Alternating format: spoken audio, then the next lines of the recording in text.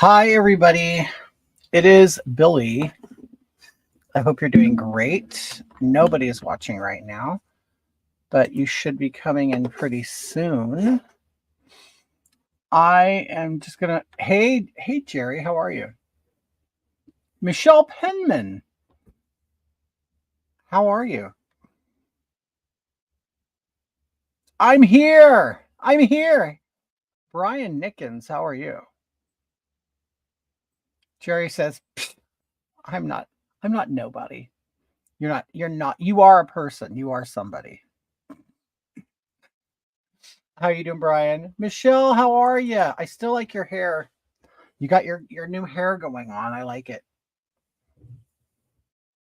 Hi, Denether. How are you? How's it going? You're a people's too. You miss seeing me? You miss seeing like this face? This face? Hey, doing fabulous. Now, hey, Night Sky, how are you? Hey, Karen, I'm doing great. Thank you. Michelle, thank you so much. I miss y'all. We miss you. Hey, we miss you too. Have you been down south to, our friends that moved down there? I'm watching Billy. Greeting from raining. Oh, is it raining up there? I don't think we have any rain in the forecast down here. Happy birthday, us. Hey, Jen. Yeah, my birthday was 2 days ago. Yep. Happy birthday to you. Mary Cat, thank you. How are you, dear? Hi, Jackie. Ciao, Bella. Have you heard back from Blossom at all? No. And I doubt I will. The funny thing is, Blossom um called was saying that Buck Angel was a coward and all that for not answering her. I got no answer. So does that make her a coward? Thank you, Robert. Thank you, Karen. Michelle says not yet. It's been crazy busy. I'll try to head down there. Have you been down there? Have you been in the South yet? The South of Texas? I like it down there. I mean, I'm assuming it's more humid down there. Hi, Joe. How are you? Hi, Megan. How are you? So I'm just, I'm doing some makeup. I'm doing makeup because I might have an opportunity to do a show. Now, oh, thank you, Karen. There's been no abs. Thank you, Joe. Oh, Jackie, you're in Louisiana. I'll tell you. Hi, Madonna, Australia. How are you? I've never been to Australia, but I'll tell you, Louisiana. Jackie, I was on a 2-week run when I was a trucker going from Houston to New Orleans. And I'm telling you, that is the most humidity I've ever felt my whole life.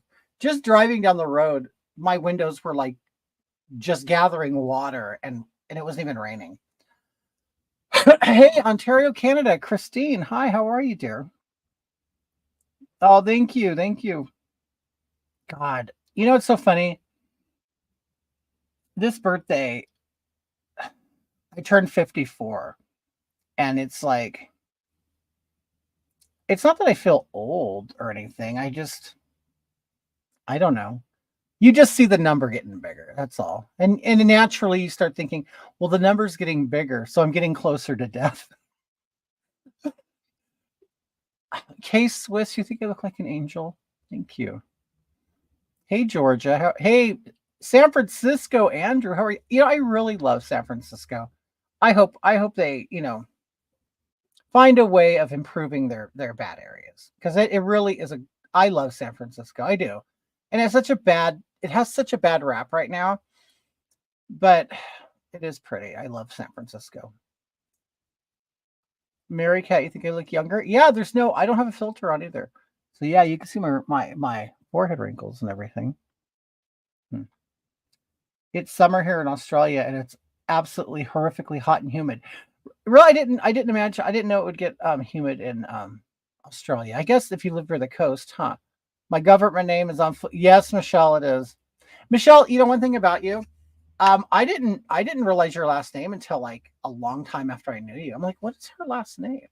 Because we're all into Mary Sharon. Oh, thank you, Mary Cat. Hey, Rhonda, how are you? I love San Francisco. We all need to vote and clean this place up, right, Andrew? Me and my friend were I would say recently, I'd say in the summertime we went up there. We went to Oakland. We went up there for a day trip. So we left in the morning and came back at night. We got on a plane, went up to Incognito. You guys, Michelle is Incognito. We went to Oakland. We went there because my friend wanted to shop and wanted some macaroni and cheese from a place in Oakland. And it was really good. I don't know if I'd fly to Oakland for it, but it was pretty good. But I enjoyed the trip. You know, then we Ubered into San Francisco, which we did an escape room, and then we went to Golden Gate Park, which was gorgeous. That was my first time being there.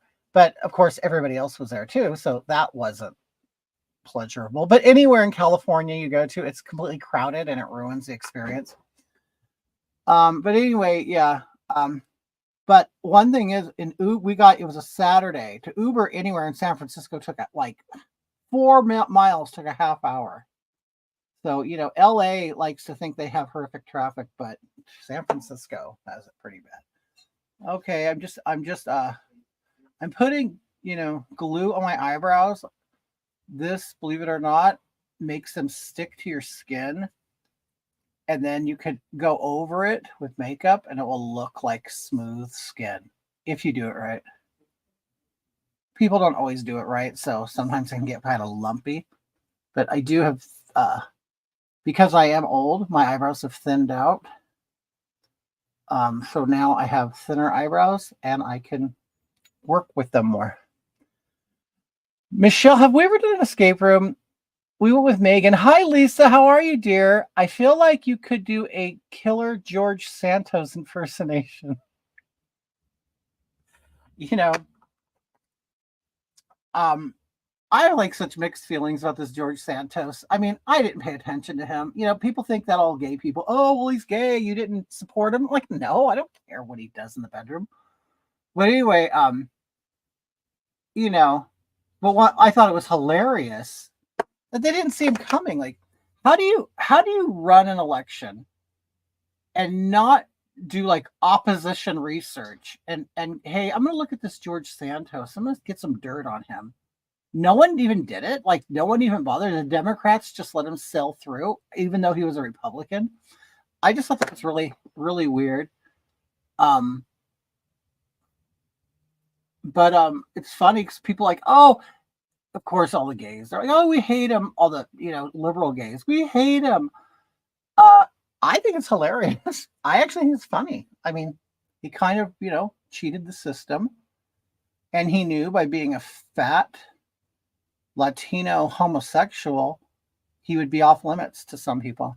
Oh no, we don't want to be homophobic and ruin his chances. So, that's what I think happened.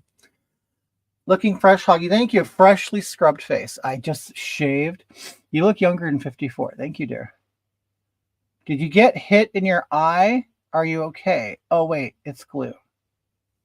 Yes, dear. It's glue. Oscar says, this is the first time I've seen you like this. I've always seen you with Hogatha. I really like getting to see you. Oh, thank you, Oscar. Yeah, this is me. 24 hours a day. I only put makeup on for this. I used to do it when I used to perform on stage. But I'm getting too old for that.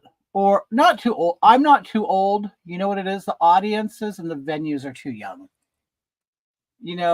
LA area.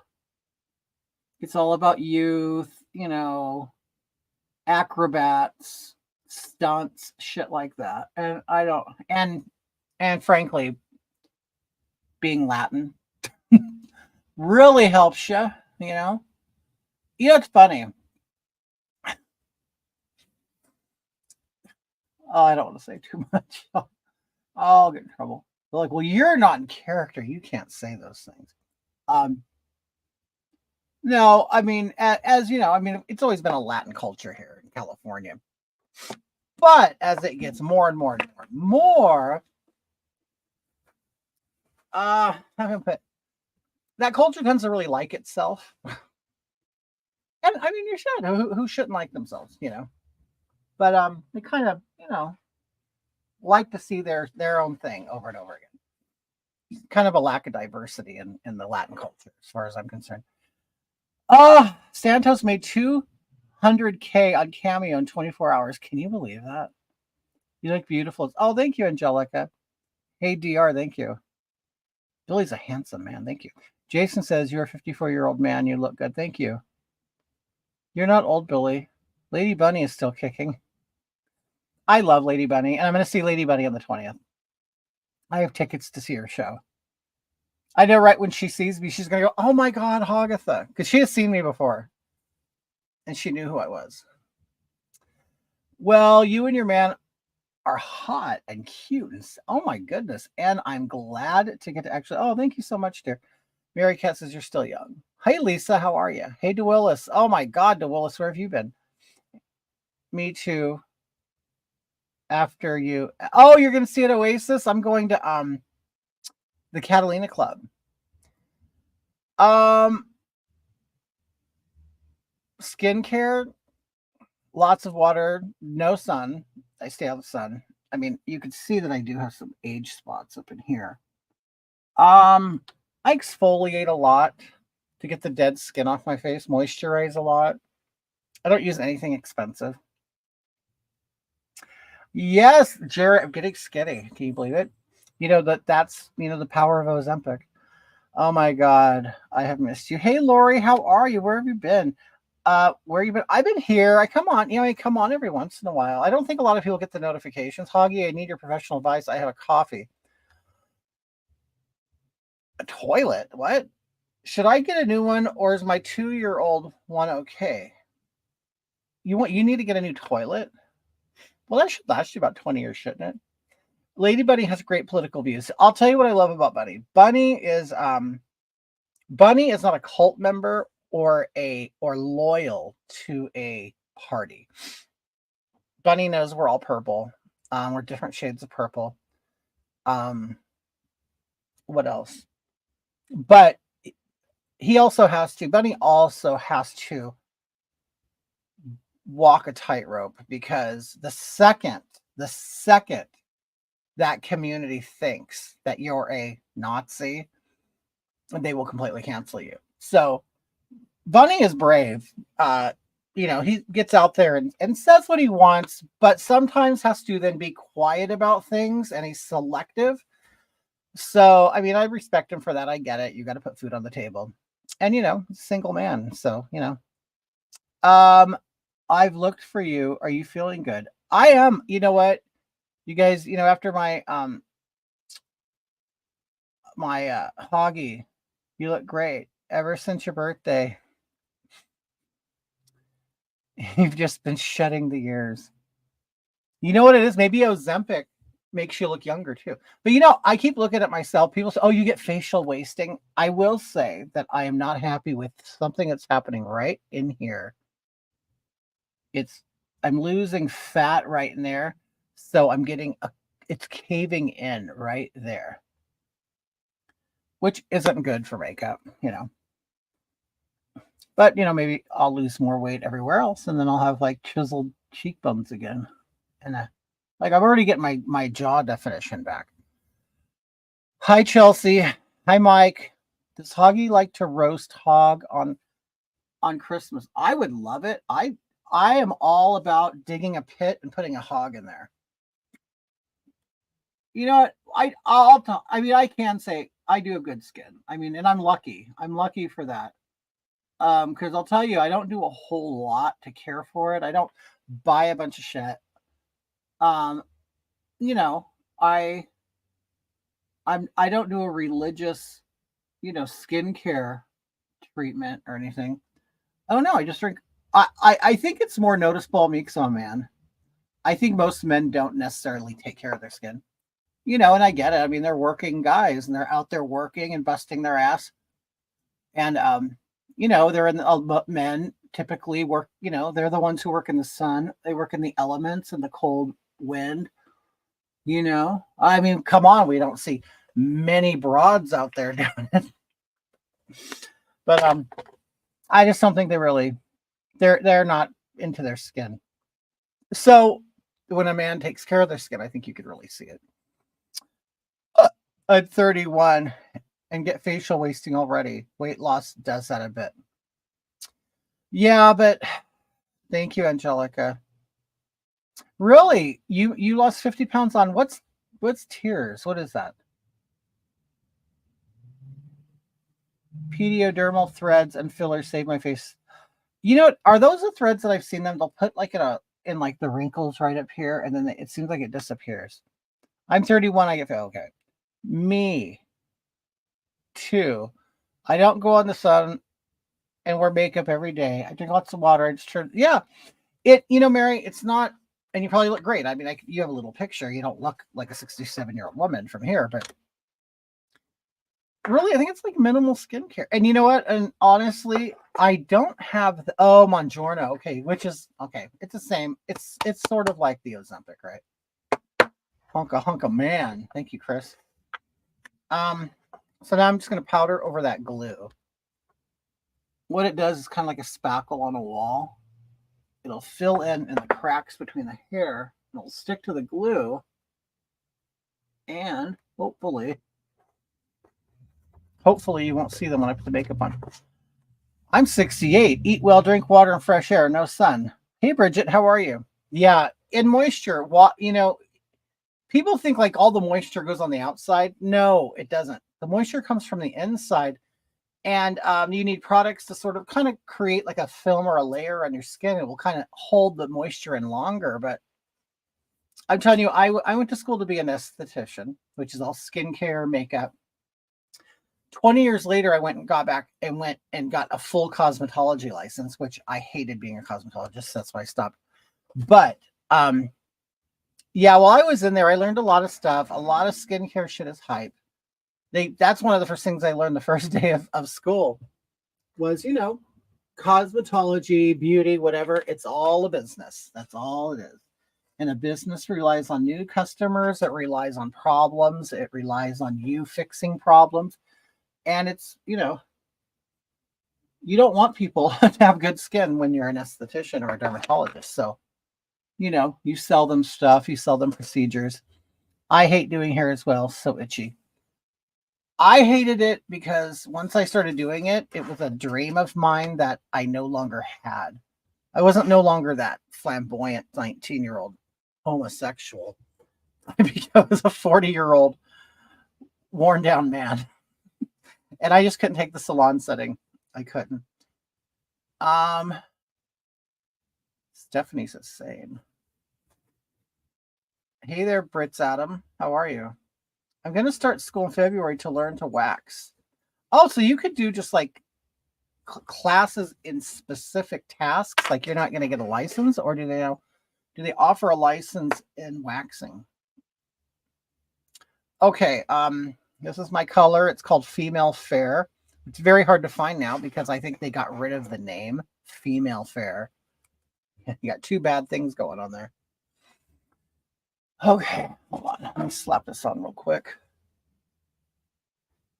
And it's always like my goal is just to do this really quick.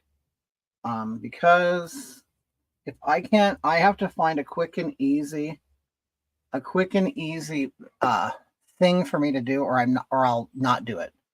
And this is why you probably haven't seen me a whole lot on camera.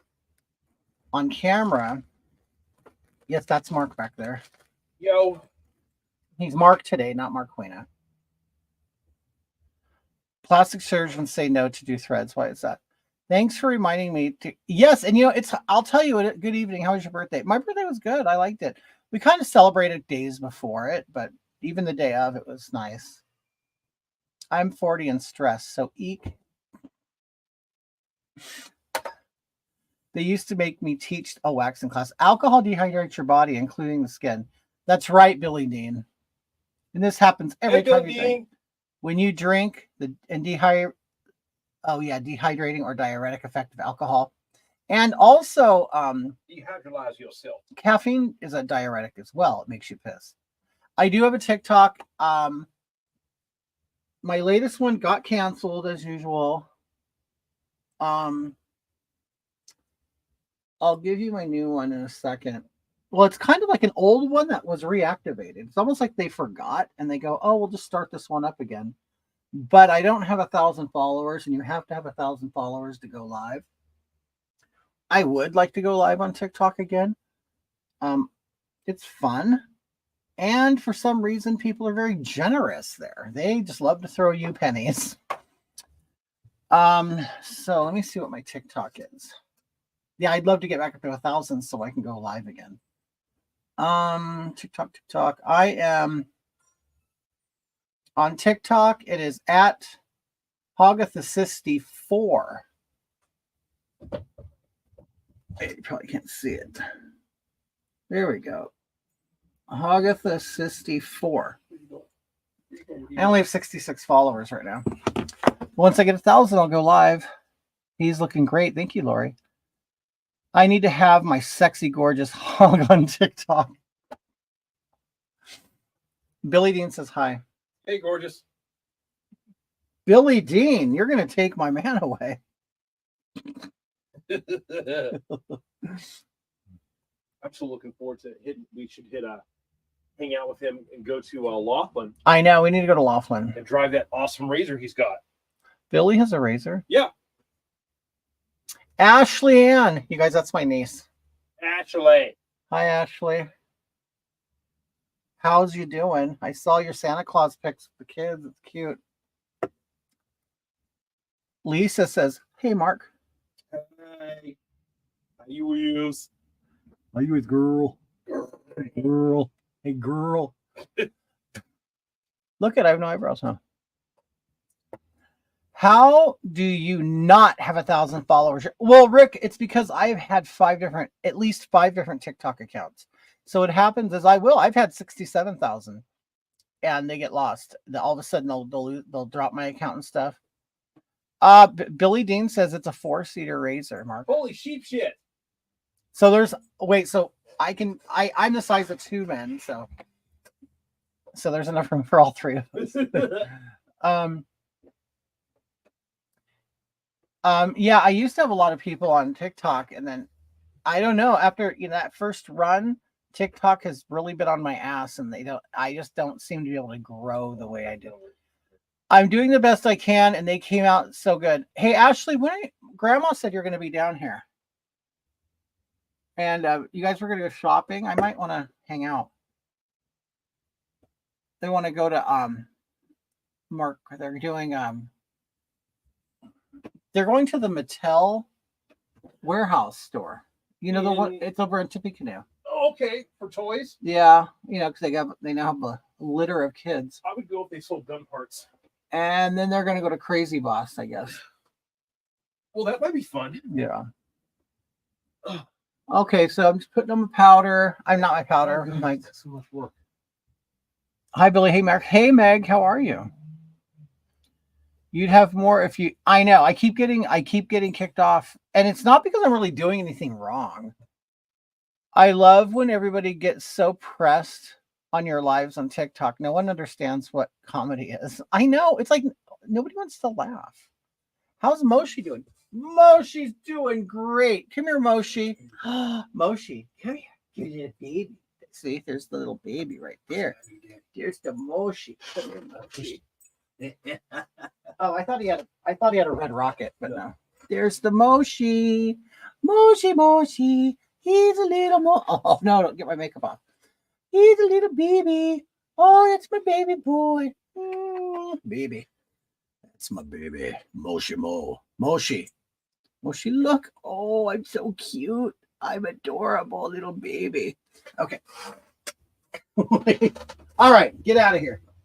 Okay. I'm good, just busy with the holidays. Isn't it? The holidays are horrible. Parrot Girl says, hey. Wait, I saw Blossom in there. What are you doing? There's no debate I'm doing with Blossom. I'm just welcoming Blossom. Do you guys know who Blossom is? Like, I know some of you have no idea who Blossom is. Yeah, Moshi's gotten big. He's full grown now. I'm coming down tomorrow by myself. I guess Mallory's not coming. Okay. Well, I'm not going if Mallory's not going. I'm kidding. Yeah, Mo, she's cute. Yep, thank you. Yep, my dog's cute. Okay, Ash, I'm looking forward to the chocolate. Have you guys ever had chocolate with mushrooms baked into it? And you know what kind of mushrooms I'm talking about. I'm kidding, Ashley. It's always a competition with you guys. Always. Okay. No, actually, bring some of those. I'll buy it. No, no, she said she's bringing. Ashley.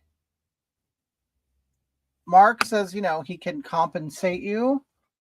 Oh, hey, Stacy Lynn, how are you? Mark, that's Stacy from where we, Shamrocks. Oh, hey, Stacy. Yeah. With the great titties. With the boobies. With her breasticles. Those great titties. I'm always win. Wait, now Ashley, she said, hey, baby. Ashley, now is it going to work this time? Have any of you guys done mushrooms? I mean, I don't want to get you in trouble by having you admit it. Oh, Stacy, I wrote you back on Instagram if you didn't notice. Yeah, we're down to do what you said. What do you have anything in mind as far as food? Ricky Roberts, how are you, dear? But Ashley, is it fresh? Chelsea, I've never done mushrooms. Even at my age, I've never done them. But I hear like some states are actually legalizing them as like a therapy. Like, I guess, it kind of works on long-term depression. I've heard. And I'll be honest, I think I've had like an undiagnosed long, slight depression going on. Never did mushrooms. I'd probably end up in a hospital. See, that's what I'm afraid of. I'm too crazy. Jennifer's too crazy. Josh says they can be fun. Ashley says, yes, it's fresh. They grew in my backyard. We have cows. Really? Would you just pick them or what? Like, oh yeah, they grow in poop, huh? And Stacy, were you thinking, is this an adult thing or is it a family thing? Are your car keys in your pocket? Check in my camouflage shorts. Yep. I'm gonna use your car. Okay. In the store. And I'm gonna leave him in the house. Okay. And be back in a minute. You're going to Cardina's? Yeah. Okay. I saw the thing on the table. But you don't have to get it because I need other things and I have to get it. Like, you're not going to know what to get. Oh, you're not going, baby. You're not going. Moshi, you're staying home. Mark's going to go to the store and Moshi just thinks he should be able to go anywhere. And I'll take him anywhere, really. I just won't take him to the grocery store. Some people will, take their dogs in there. And I just know people don't like it. And I just want to avoid problems. But we will take him into Walmart. I know some of you heard about what happened with the farmers market here in the city, which is so stupid. Ricky says, I did mushrooms in college 30 years ago, and I still think I'm feeling the effects. It helped me with my emotional baggage, really. In second year of my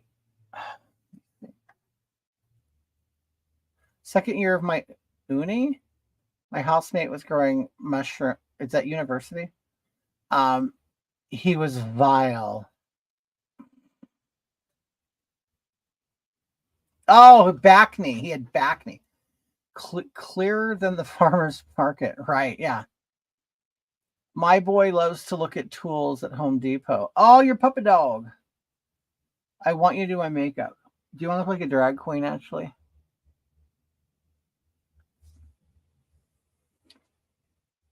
My sister did that once and was on a great trip. And as soon as someone told her how they are grown, that trip went bad really quick.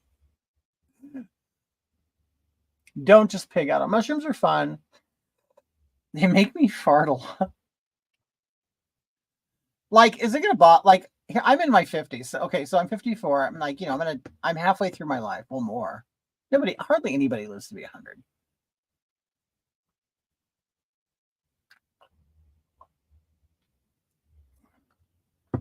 You've never even smoked marijuana, Chris? Um, like, I'm not one to push this stuff, but I do need marijuana to sleep. And it's not something I enjoy. Like, I smoke it. I don't even enjoy it because I don't, once you've been like smoking weed for 30 years and I have, it's not the same once you've hit the 30th year. Now it's kind of like taking an aspirin to go to bed. Like, I need it to go to bed. Microdose at first. No, you were an athlete. Um, I don't regret using marijuana at all. I do regret my meth use because there's nothing good about it at all. Oh, Lisa, you smoke it for your pain. Yeah. I did the meth for 10 years and it brought nothing but badness. Nothing. I don't know how old you said you were, but I'm 54, dear. I grow them. It's been fun. Why did you stop meth? I stopped it because I could see what it was doing and that I was going nowhere in life. It was very apparent. And I'm like, God. And do you really want to know what I think? I analyzed it, and it wasn't even really that long ago. I was trying to analyze, like, why did I do it? Like, what, and I analyzed the people around me. I did it with, like, my brother, his ex, my ex, they knew each other. We all like kind of partied together. And, I don't know, you just start seeing what's going on with people and nobody's moving forward in life. Nobody, no, when you're on meth, you don't move forward in life. You stay stagnant. And from my experience, you kind of stay in the mentality of when you started doing it. So I was 17 when I first started doing it. I got off at 27, but once I stopped, I'm like, I feel like I'm a teenager again. And I think a lot of people do meth or get hooked on it and stay in that lifestyle. And I honestly think it's because they don't want to grow up. That's kind of what I think. You just don't want to grow up. So you continue doing drugs and you stay in this mental state until the day you decide to quit. Sorry, I had to shower. I got the shits and had to shit at 7. You're kidding, Stacy. How embarrassing. Oh my God. You had to poop at 7-Eleven. Just Mary Jane, nothing else. Yeah, but the thing is, it's funny because I quit marijuana recently for 3 months. Well, I quit it for a year because I just, I thought I was going to get back into trucking, but I decided not to. So I go, well, I got to quit, because they're very strict against that, when it comes to being a truck driver. So I quit, but it took me 3 months. Oh, NY Leo, thank you so much. I appreciate that. You get okay, so I couldn't sleep anymore. So I went 3 months of barely sleeping. And finally my body regained the ability to sleep. Oh, neat. Thank you so much, dear. You're a sweetheart. But funny, they're talking about meth. Your daughter's dad died 1 year ago today from it. Wow. Yeah, it's ugly. It's ugly. It is. It's awful. It's an awful drug. Now, I don't know anything about fentanyl. I don't know if fentanyl is like the meth, like, the 80s, the 80s meth was huge and that's where it exploded. And in our area, anyway, they call the Inland Empire of California. But thank you, Cynthia. But yeah, it was tragic. It created. Okay, so when I went in for my heart problems, the doctor asked me, so have you done any drugs? And I said, yeah, I'm honest. I'm very honest. But yeah, for 10 years I did meth, like, daily.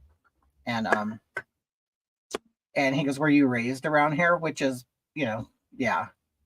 And I go, "Yeah." He goes, "You have no idea how many people your age are coming in with heart problems now," and they have like said that they completely believe that it's like the prior meth use. But it's a great party drug, I'll tell you. Keeps you up, it keeps you going. Oh, and you stay so positive and energetic and enthusiastic until you come down, and then you're a monster, and then you need more to get back up. But yeah, it's terrible. It is. I'm just patting white right here before I put my other color over it, because I want it to look rounded. So if it's really light here and it gets darker like this, then it looks rounded and smaller. Holy time machine. I walked away for 20 minutes and you look even younger again. I'm afraid to step away to go pee. Because I might come back and return and see an infant applying his makeup. Thank you, Mary. What's the difference between meth and amp? I don't know what that is. Methamphetamine? It's the same thing. Ricky, don't. You're too pretty to do meth. You're too pretty to do meth. He fell at my feet when I opened his car. Oh, your brother. I'm sorry. Wait. My brother died of fentanyl overdose last year. You're kidding. My God. That is awful. Yeah, and I know nothing about fentanyl. I just know that it's very big here. So I don't know if that's become, replaced meth. I don't know. But I have a niece who's a social worker in Arizona, and she says it's really big there too. So all this, and she's not a conservative person. She admits, to what, kind of what the right says all the time. Hey, Divine Waters fan, how are you? Don't meth yourself up.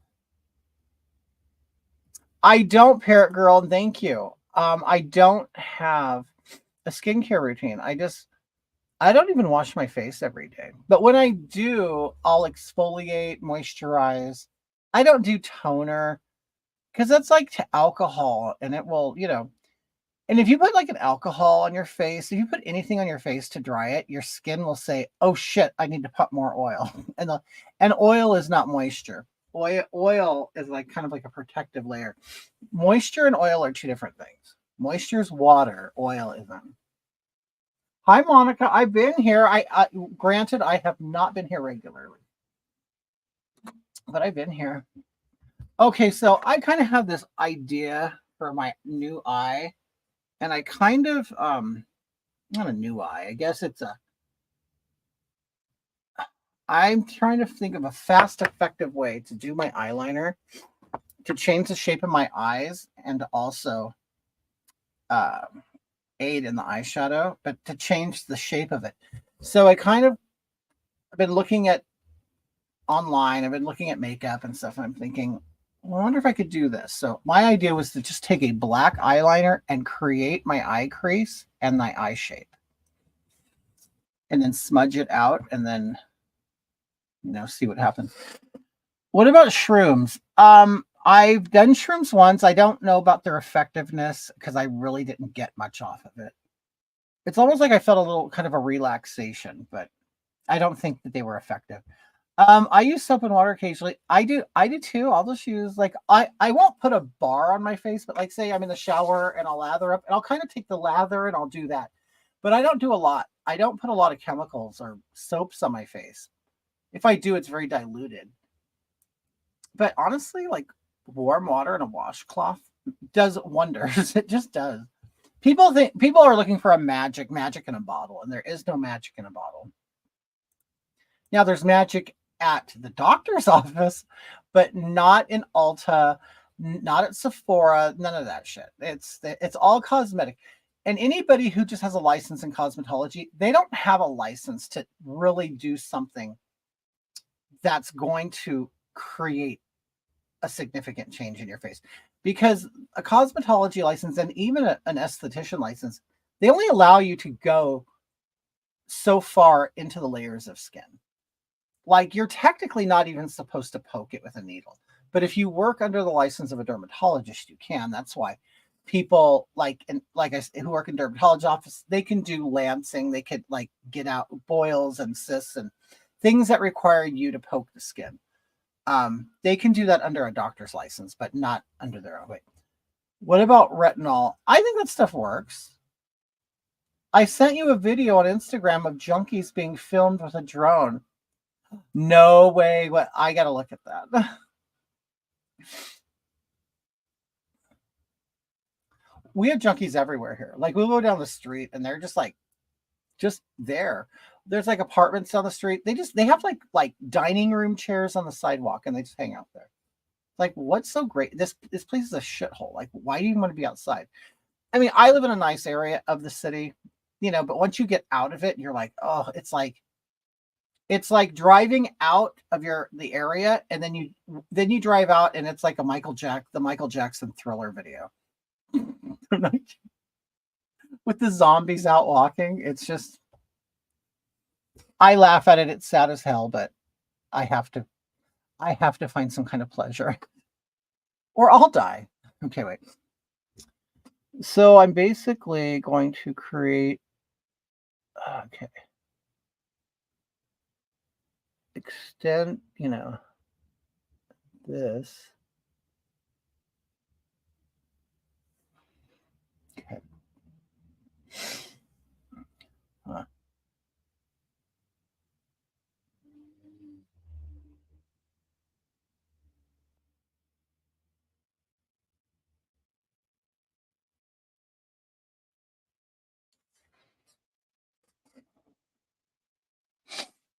Yeah, San Bernardino is definitely, even when I was a teenager, I didn't live here as a teenager. I lived in the neighboring city in Riverside, which is like 15 miles away. It's not far.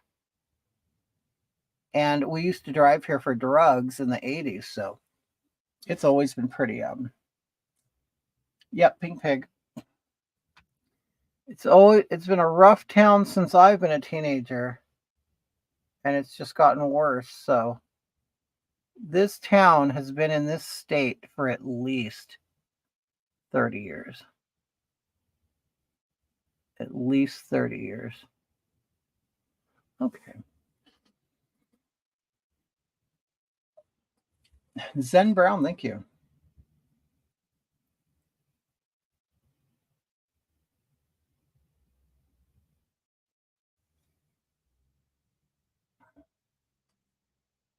See, I'm trying to find a way to make, oh, see, I already screwed up. I didn't want that up there. Because now that means it'll take away from my eyelid. Okay, let me, that's what I can do.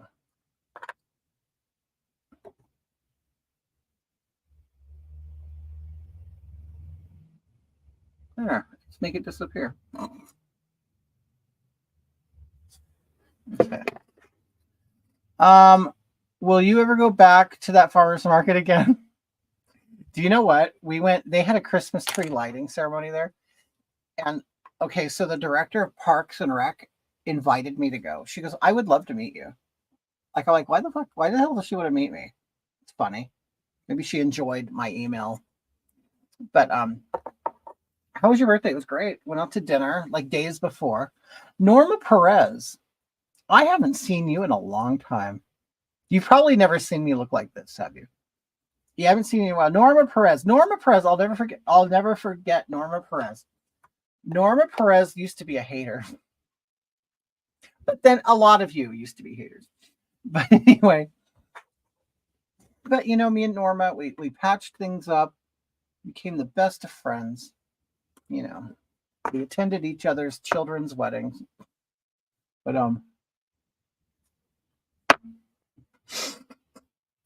yeah, we went out for a nice dinner on my birthday. I enjoyed that. Um,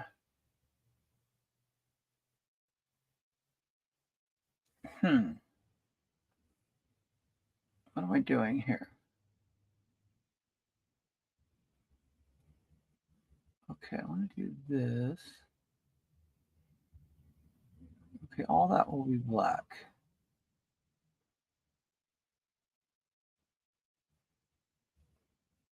Okay, so all this could be colored in. Oh my gosh, I remember Norma being a hater. Very Clockwork Orange. You know, I'll tell you, I'm not, I like doing makeup. It's just the older I get, the less fun it becomes. And I just want it to become easy and quick. That's what I want. And of course, I have to overdraw everything and make everything bigger and clowny. No, we didn't. Norma, I thought we were good now. I thought we were the best of friends.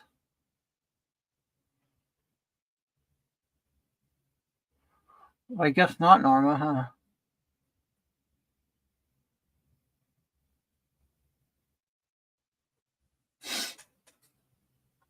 Now she says, whatever.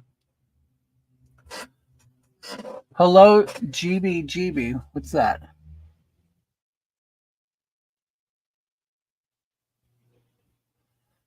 Hey, Norma, what are you doing? What's up, Norma?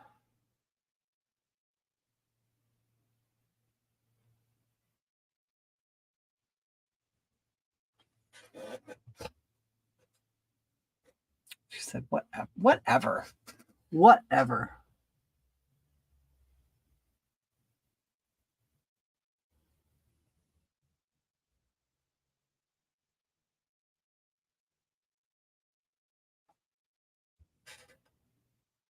Oh, look, it's already, this is higher. This.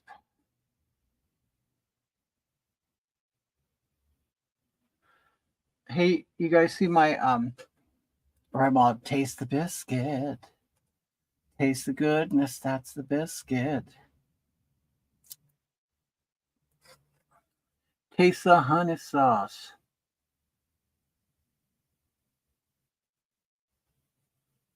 Get that honey sauce on me.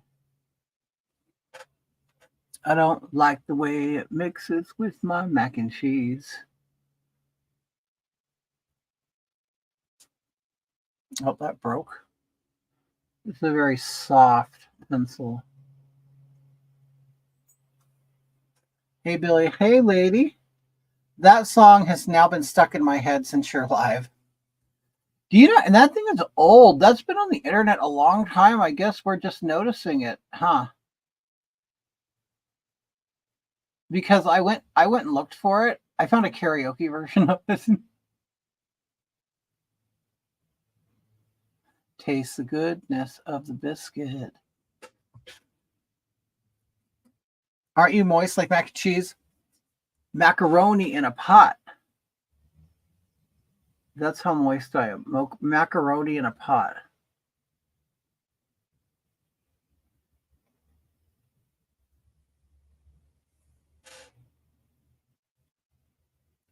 Taste the honey sauce. Okay, so I'm going to basically draw this on and then I'll blend it in and see what I got. You know, so a lot of times doing makeup isn't pretty. It's kind of ugly until you get the end.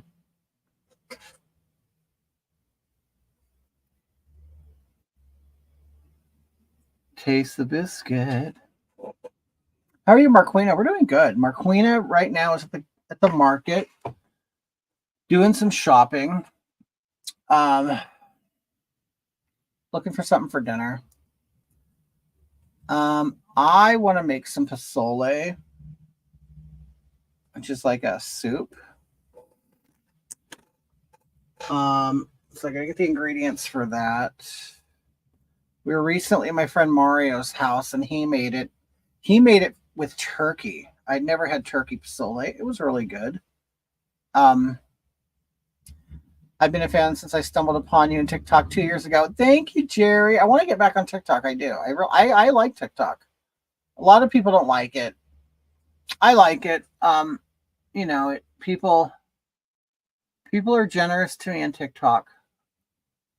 Um, it moves quickly, but also TikTok is also the place where I like experienced the most censorship. Um, they don't make it easy.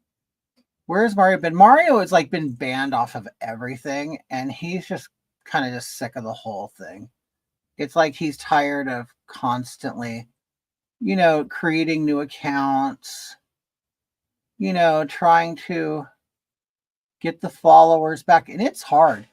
Once your followers are gone, it's hard to find them again. Hey, CJ says, same, I loved it. They got offended easily and kept banning you, right? Yeah, I spent talking about Mario. He does a Friendsgiving every year, and we go to it. So we spent the day after Thanksgiving. We went to his house. He puts on a good. He's good. He's good at holidays. He's a great host. Moshi. Oh, he's growling in his sleep. Okay, so now I'm just kind of using this sponge tip to smudge it. I kind of like the effect. But at the same time, it is time consuming. Long time no see. JC Curtis, how are you doing? I've never heard Moshi growl in his sleep. How funny. Must be having a good dream. Moshi.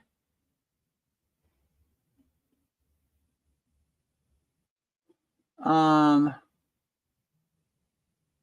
anyway, yeah, I'm trying to do more as Kitty. I'm really, I enjoy makeup, and the finished product is usually, good. Can you guys give me 1 second? I gotta see what these are. What do you want, baby? You want to come in? Come on. I'm sorry, I didn't know you were out there. He was outside the bedroom, and I have a baby gate up. Mark went to the store. And forgot to open the gate. He's dreaming about Oscar.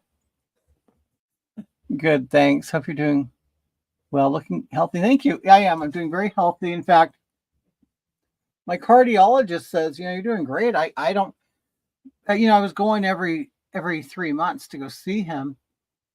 And he got to the point, it's like, honestly, you're doing great. I don't need to see you for a while. So that was awesome. It's funny because after my surgery, I felt great. A couple months later, I felt like shit, like really bad. I didn't feel good. And I'm like, God damn, I'm going to die. Oh, I was looking at life expectancies, I don't know how many of you have had like life-threatening surgeries or conditions or anything, but you tend to do that, or I did anyway. Oh, I'm going to die. I kept looking at my life expectancy, stuff like that. I'm like, this is sick. I was getting kind of morbid with it, but I mean, I think it's natural, isn't it, to do that? So I was convinced I only have 5 years to live. So I'm like, shit, I have 5 years to live. What am I going to do with my 5 years? And I'm like, well, I'm going to get a little doggy to keep me company. And then the doggy will be close to Mark when I die. I went through all this. I know you guys know what I'm talking about. When you've had like a life or death situation, you start thinking that way. Hold on a minute. I have to make sure the gate's closed. Hold on.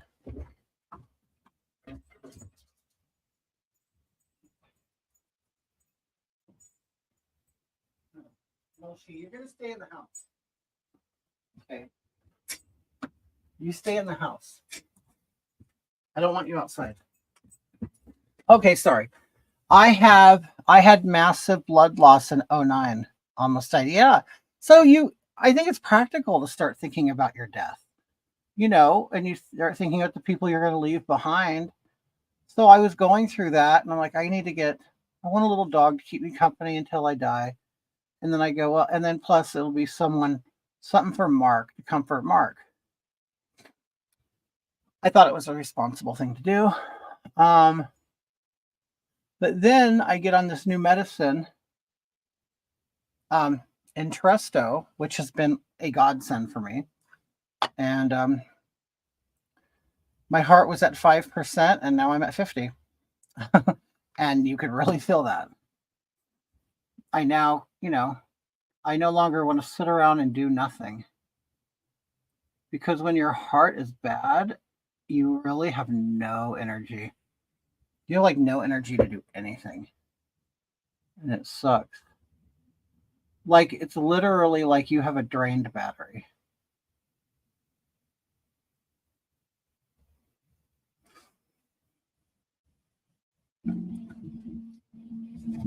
Moshi is dreaming of farmer's market. I had a calcium buildup on my heart valves, and some went into the valve, caused a minor heart attack about 3 months ago. How are you doing, JC? Are you on any medications or? Sorry, I keep hitting the microphone. Oh, I'm feeling great. I feel better than I did like when I was 30, honestly. Yeah, once they clean the pipes out and reroute your heart with like bigger and more healthy veins and stuff. It's like, so what happens is the arteries in my heart were blocked. So it's kind of like a traffic jam, and there's no way the blood can go anywhere. So it just starts backing up. And then all your organs start basically failing or whatever.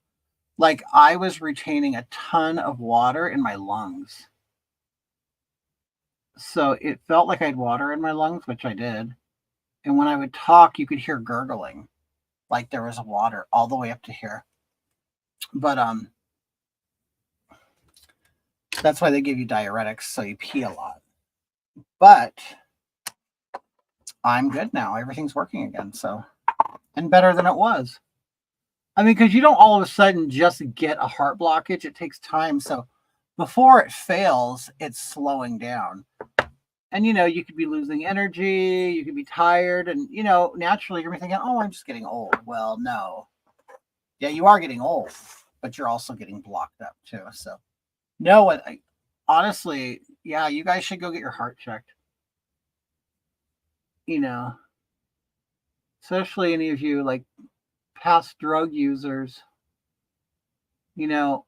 Unfortunately, all the drugs that you've done in your past, it still matters. Your body will not let you forget that you abused it. Your body doesn't forget. So even if you've been fat, I was almost 500 pounds at one time. That's what caused the blockages. I may have lost the weight, but it doesn't get rid of the cholesterol built up in your body, in your system. Okay. You can tell you look way better. Yeah, my skin tone's way better. I'm better now. They went in with scopes. Have to be checked every quarter. That's good.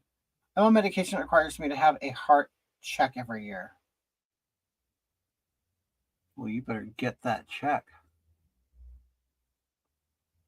girl.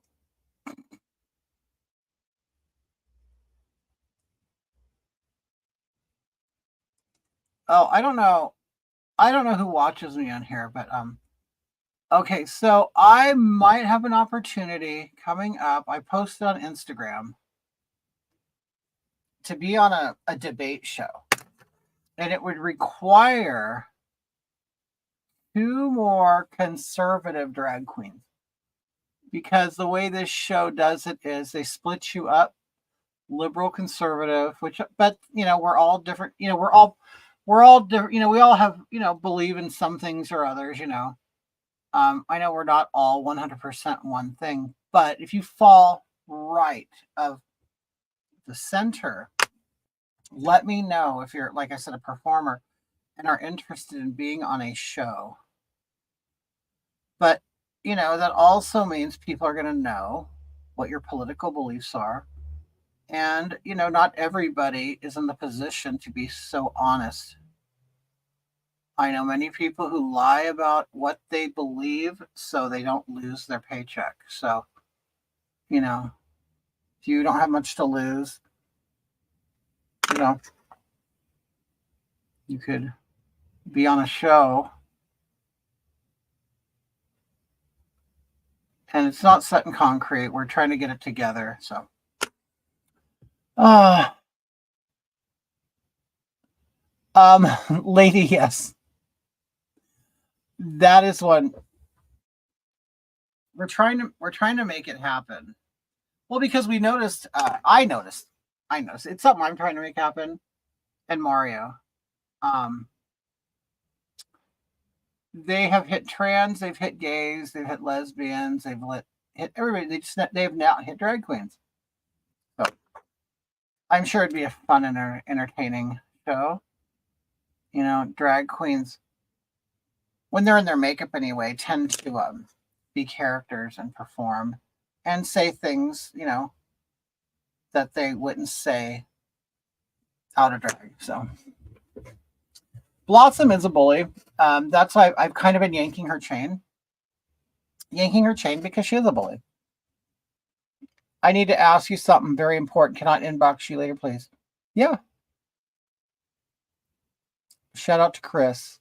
He's got a massive sausage and loves the girls because he's got a sweet tooth.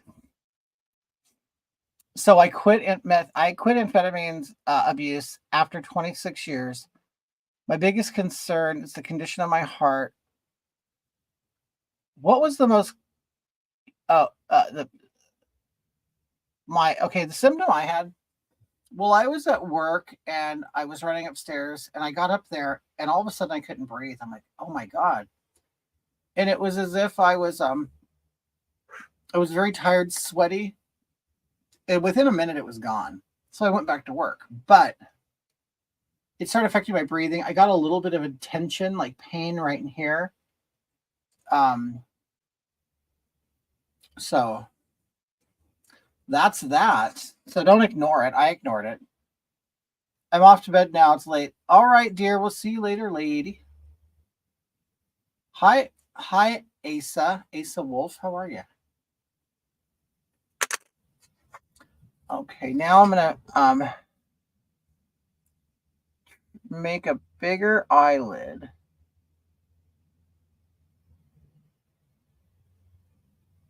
There we go. See how I drew that?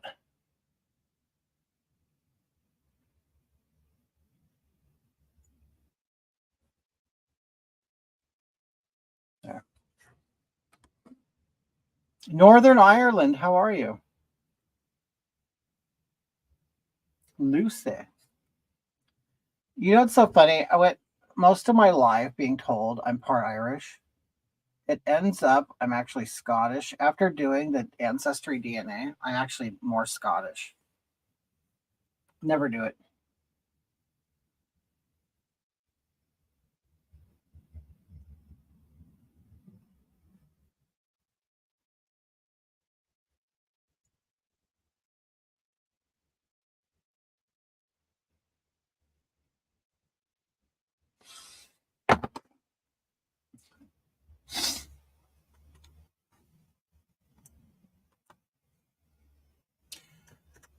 I love the Jeffree Star beer. So do I. I love it.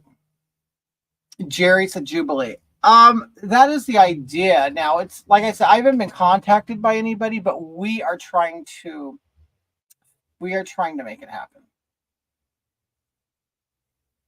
So yeah, it would be, if it does happen, it would be a Jubilee thing. Middle ground. The thing that Blossom was on.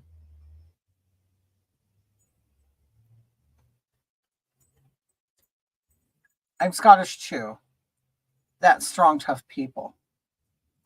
Like I'm heavily Scottish. Like that's the biggest percentage of my makeup is Scottish, and I had no idea. Yeah, let me see. I am. Hold on. Yeah, I'm 20. Well, no. Oh, never mind. It switched. I'm wrong. I'm sorry. It was Scottish. It's Welsh. I'm 25% Welsh, and then like 15% Scottish.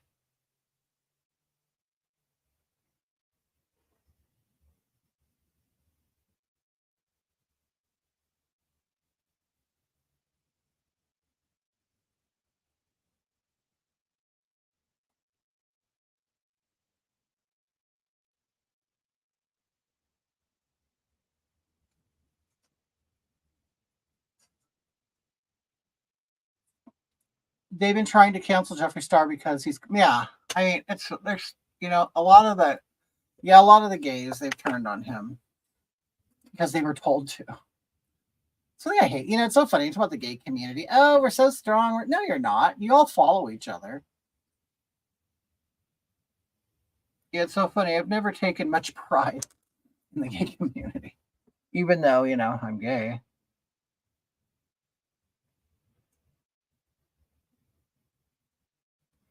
Okay, so I'm smudging that line.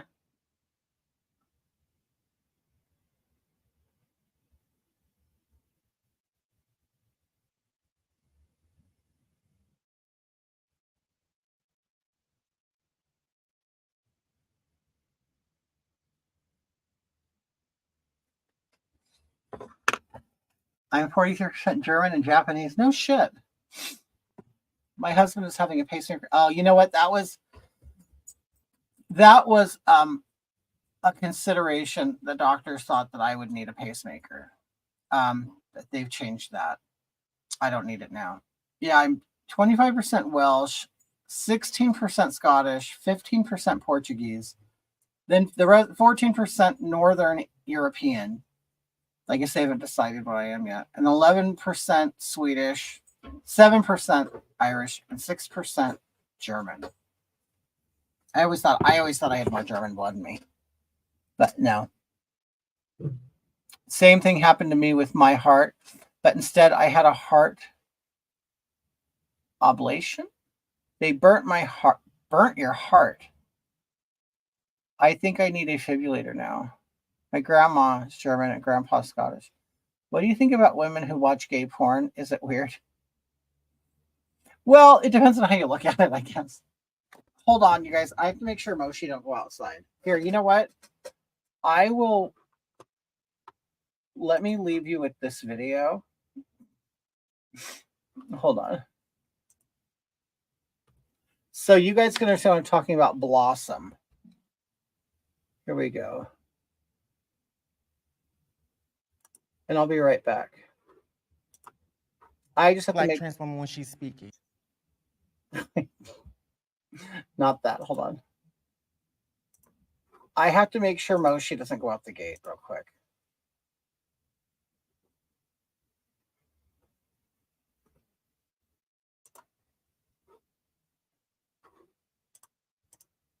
A black transformer when she's speaking. Hold on. But yeah, that's the one. I hate that person. I mean, that's right. It's hard. Okay, hate. Oh no, here's Moshi. Moshi, come here. Okay, never mind. Because Mark left the gate open, and I'm afraid he'll go out. You stay in here, okay? Good boy. Don't forget, yes, 2% African. What do you okay, gay porn. Okay, so this is what I think. Okay, straight men will watch lesbian porn. Okay.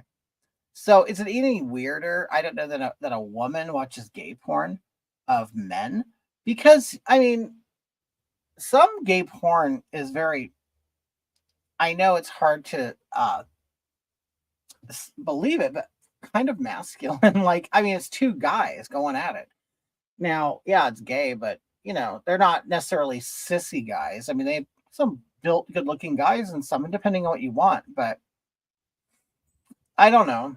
I don't know if I don't know what I know guys, they'll like fantasize about women having lesbian sex, and I would assume that some women would, because the man does it, the man watches it because they think, oh, I'm going to get some, I want some of that.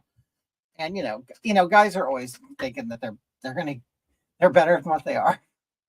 I know that about men. But anyway, but they what's I gonna say? I don't know. You're seeing two good-looking men going at it. I don't know. Karen likes watching gay porn. I have female friends that like watching gay porn. And so I don't know if like maybe the fantasy is that you're with the two of them. I know that's how guys feel when they watch lesbian porn.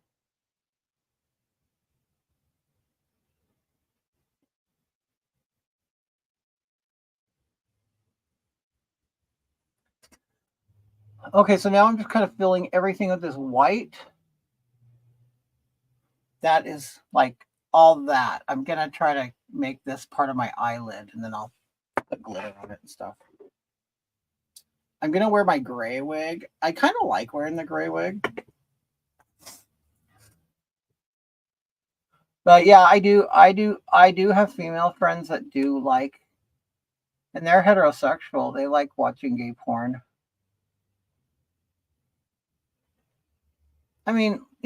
There's some like, kind of really raunchy, fetishy porn, and then there's like some kind of, I guess you call it, I don't know if you'd call it G-rated porn, but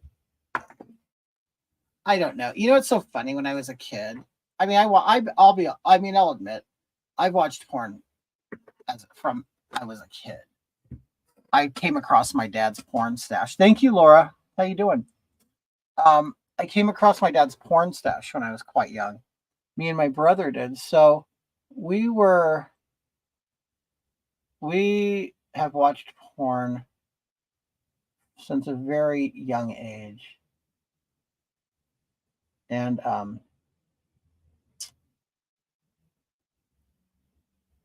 don't know what my point was.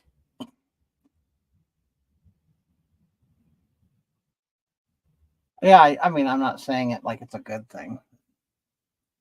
It's just what happened. Oh, but even back then, like the boys I knew in school, they liked watching lesbians because they like, what's better than one woman too, right? So I don't know if that's the same philosophy for women, if that's what they're thinking.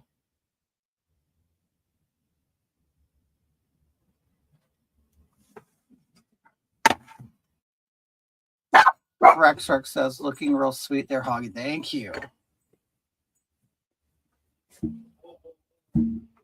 Thank you very much, Rex.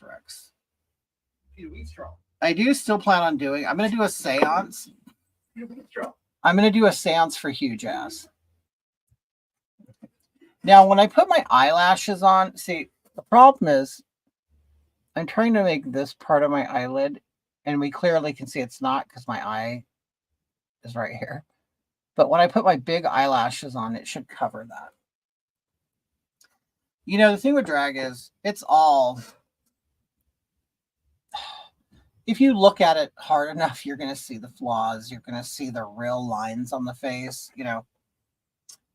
That's why I can't stand when these drag queens go in and read to kids under like bright office fluorescent lighting. It's like, you're actually scaring the kids because, these drag queens you see online, and I'm going to admit, I don't do it. Hoggy, wait. Hold on, Karen. It's more of another man can get another man off. It does something to me. Oh, really? Huh. My friend got me a new chonky Madonna biography for my birthday.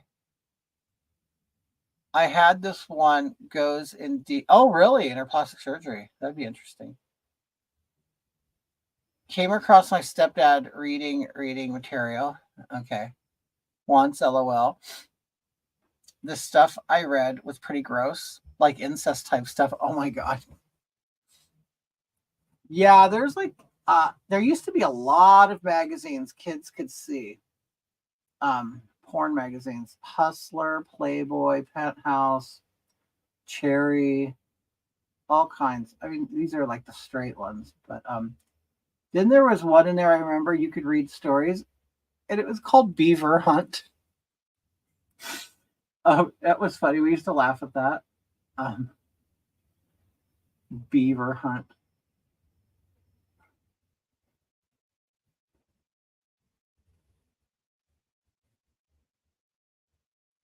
And I would read the stories, we'd laugh, but then in the end I'd be like, who wants to read these stories? I want to see the pictures. We're being overshadowed with this Taylor Swift shit. I thought Swifties were anti-bullying. Yikes, being called a freak, a tranny, anti-homophobic slurs, queer. Oh, I do. I agree. I grew up in a time where, yeah, queer was a slur. So I just don't understand how people like, oh, I'm queer. Well, you know what? Good. You deserve to be called queer then. I'm embracing it. I'm gonna take it back. I'm gonna make it into a term of endearment. This is all the bullshit they tell themselves. Beaver Hunt LO. Me too. Porn was on regular. You know what, Jerry? That's what I heard. Like, you guys are very much more you don't take quite a moralistic stand on pornography in that country.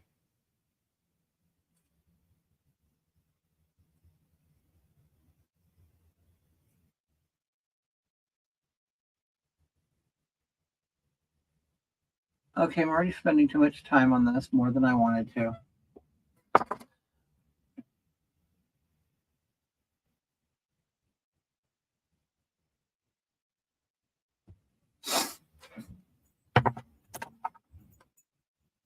How was the store, Mark? Oh, very slow. Really? You went to Cardina's? Mhm. Did you get chicken? I did. $6. $6 for what, 8 pieces? You get 4 legs and thighs, Yeah. tortillas, and salsa. All right. Well, all right. Then I got some chips and salsa to go with it. Oh yeah. Chips and salsa. So did. Show did. She can take Mr. Pfizer and move out of the US in 2024. Who's that? Who are you talking about? It's because then they can call anyone who criticizes non-binary as queerphobic, which sounds a little bit more serious than non-binary phobic.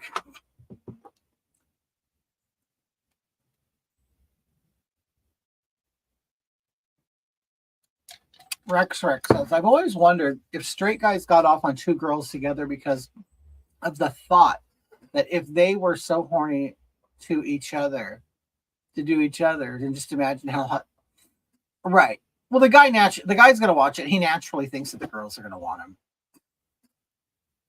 I mean, I'm not saying that I've met any delusional gay people, because I definitely have. But there are so many like straight men out there who, you know, the men I'm talking about. They think they can get any woman, and they can't, and they just swear like women want them and everything. It's like, dude, come on. They're usually the same dudes that think that all gay men want them. Like, your mama didn't want you. Like, you'll be shocked. You'll be shocked, dear. You'll be shocked. Not every gay man wants you. And when you tell them that, they get offended. They do, especially some ugly. They get offended when you tell straight, like, you know, you get around a straight guy and they think you want him and stuff. You're like, honey, you're not even my type. Like, I'm not interested at all. You're not? Well, what's wrong with me? It's funny. Ugly. Yeah. Ugly. Those are the type of men you stay away from. Voting for Trump is the new rebellion against the left. I'm like, what the fuck? What did the left become conformist? I know that's the funny thing, Asa. You're absolutely right. It's like when I was growing up, to be like patriotic and stuff like that was considered you're a square, you're a nerd, whatever, you're a geek, you're not any. Now it's become that's the rebellious thing to do, which is very strange. Like it's a whole different world. And I never thought that I would see like this gay community like just completely fall over themselves to please people. They love pleasing the government now. They love pleasing celebrities. They love telling people what they want to hear. It's just very strange. Very strange world we live in right now.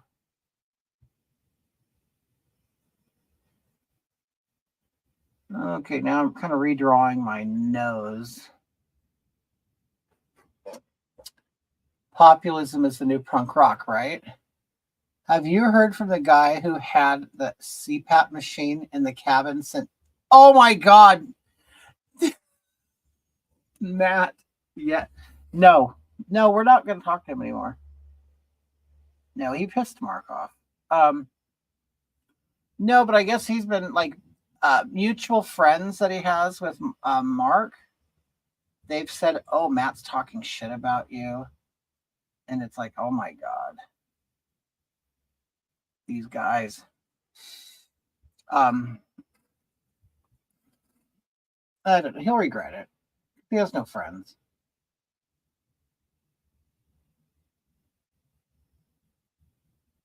He has no friends, and he'll regret it. Sitting at home with my dick on hard, so I got Black Book for a freak to call. Picked up the telephone and dialed the 7 digits. Said, "Yo, this is Marquis, baby. Are you down with it?" I arrived at her house, knocked on the door, not having no idea of what the night had in store. I'm like a dog in heat, a freak without warning.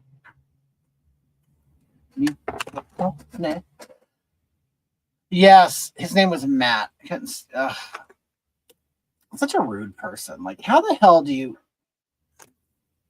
I'm not saying you're rude if you have a CPAP machine, but come on. It was horrible. Mark, you know what? Yes. I was just asked, hey, whatever happened to the CPAP machine guy? Oh God. Isn't that funny? God, hopefully he's dead. Yeah, I said he was talking shit about you to some other people that you guys. Hopefully his CPAP malfunctions. Actually, that fucker is so ugly and miserable. His life is enough punishment.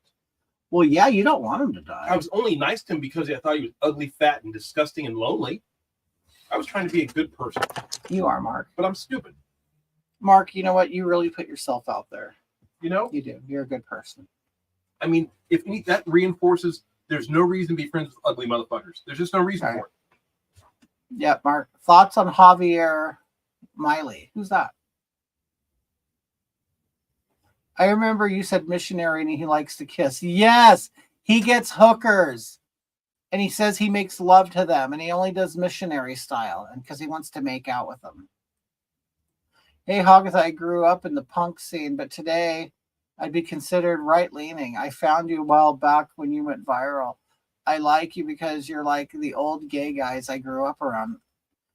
Yeah, they stopped making good gay. They stopped making good gay people. I was born in 1969. They stopped then. No, I'm sure. I actually have a lot of young friends that are good.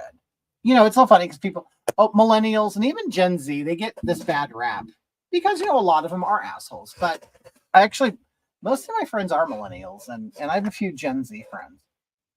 There are some decent people out there in all age groups.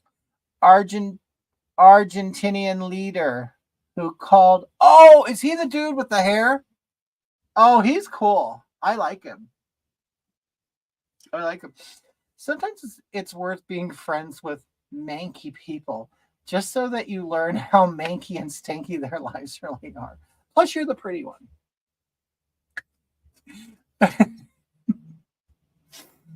Okay, I gotta draw some eyebrows on. Okay, I'll use this brown.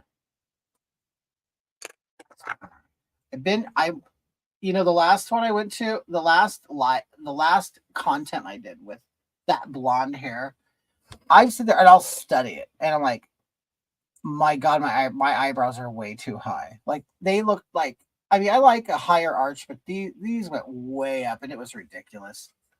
I don't know what happened to the cool gay guys. You're absolutely based. Yeah, I don't know what happened to them. You know what it is? They got too much. They were, you know what? They took things too seriously. That's what happened.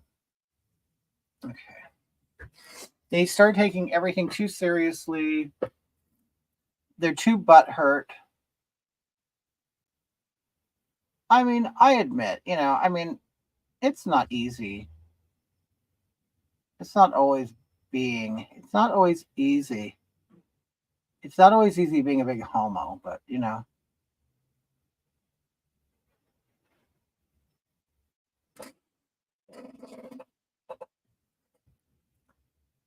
But I'll tell you, it's never been an easier time to be a homo either. So I get tired of hearing these people cry all the time. Like, shut up. Doesn't homos have never had it so easy as they have it now. So just shut up. I could imagine it's like there was some like black slaves still alive, and they see what some of these like young black kids are saying and doing. It's like, dude, you act like you were picking cotton. You didn't do shit. It's like these new gay people, they haven't had to fight for any rights or anything. It's like, what are you crying about? Like, what the hell are you crying about? I don't get it. Could we have a moist? I have Twitter, folks. I have Twitter. Oh, okay. I have Twitter following me at these two accounts. If you're punk rock, okay. They won't know anything about pre-2000s. I wish you had a bigger audience. You could be below. I did. You know what? All of my accounts have been canceled, and I like Facebook. I had like 70,000 or something. That got taken away. They find a way of getting rid of you. They do.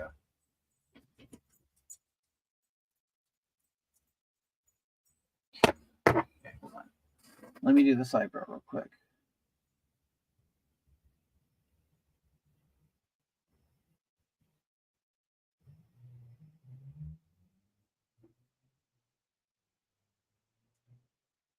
Okay, almost done.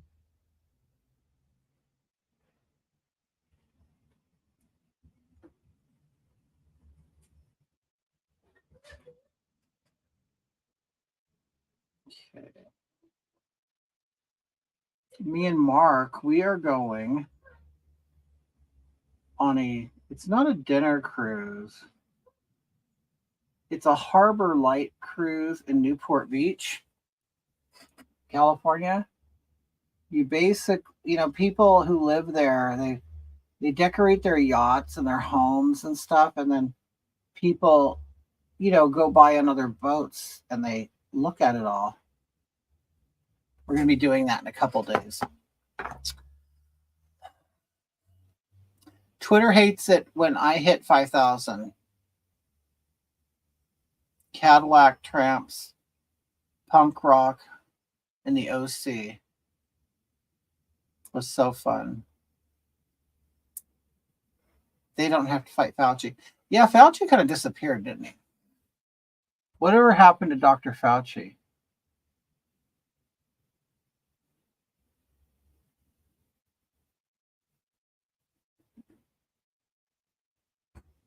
Okay, I just need to make an indication of my brows right now. I'll fix them later. You're in California, yes.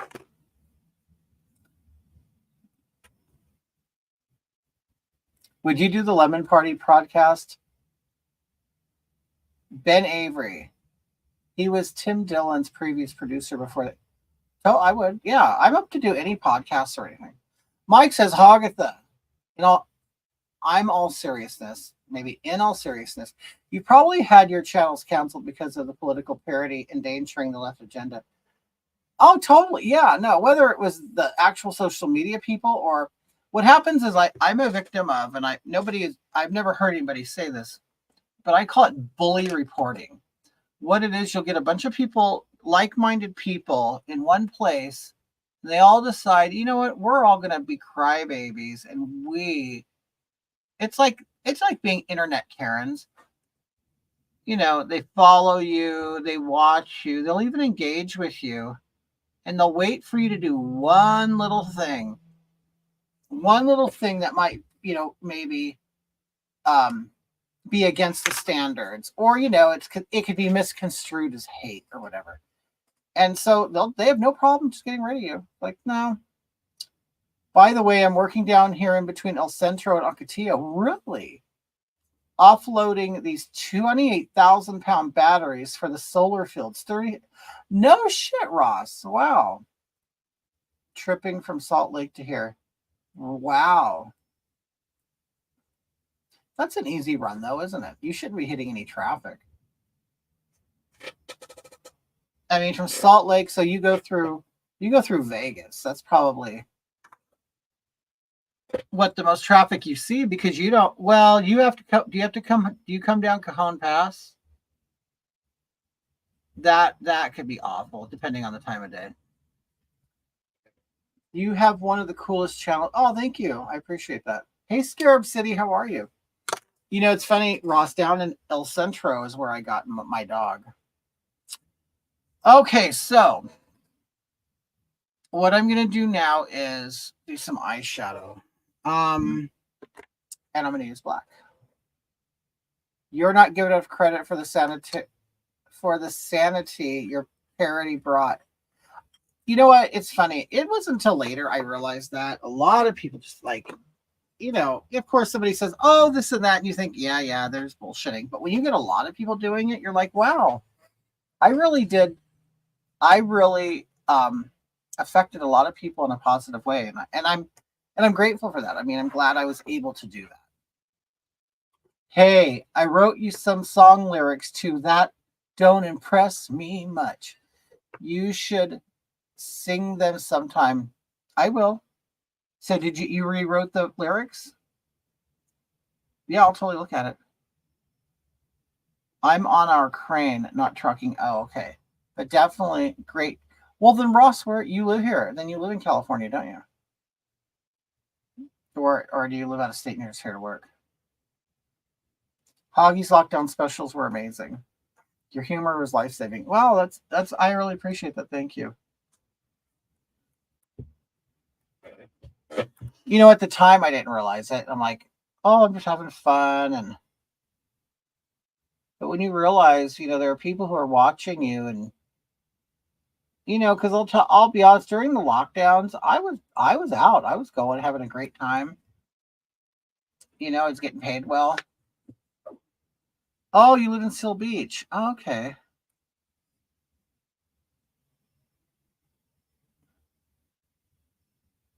I'm going to a party in Huntington Beach on the 23rd.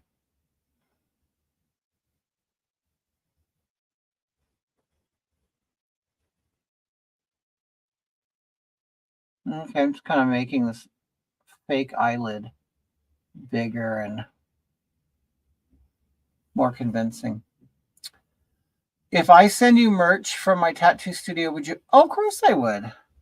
You're a tattoo artist? That's cool. Where out of?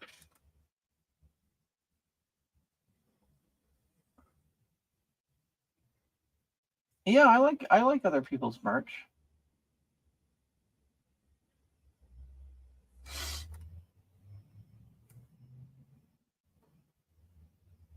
East Grand Rapids. Is that Michigan? Because I think is there a Grand Rapids in Montana? I think there's one in Montana too.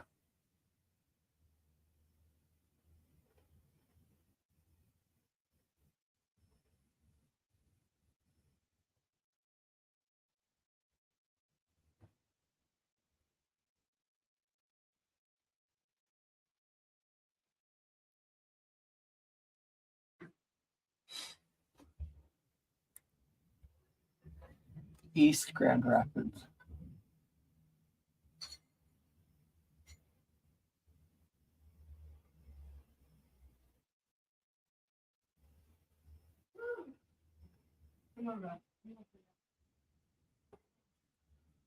Look up Anakisudo.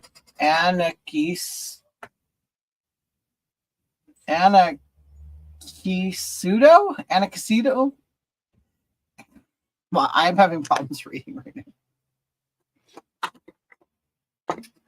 Okay, let's see.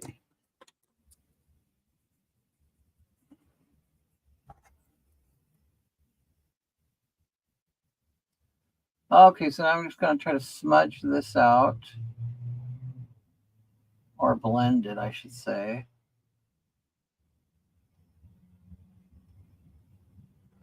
And I'm already taking too long, longer than I wanted to. I invited my grandma to your page. I love it. Have you had anything about the Kaylee show? You know what? Okay. So he blocked me. And I but since he blocked me, that account got deleted. So I got my new account and I'm not blocked from him. But I don't think Kaylee, he has been updating for a little bit. I don't know what's going on. But yeah, I haven't heard anything. But I do follow, like, on Reddit. There's people who make, like, Kaylee Reddits in there. They like to, make fun of, they're basically prior followers who, they eventually start figuring out that Kaylee is just a joke or a grifter.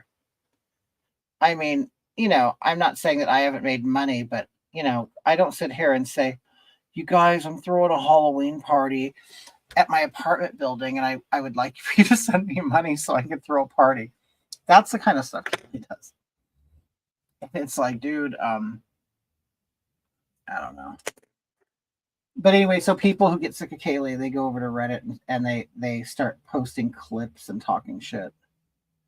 And then apparently Kaylee goes in there and gets upset. So I don't know.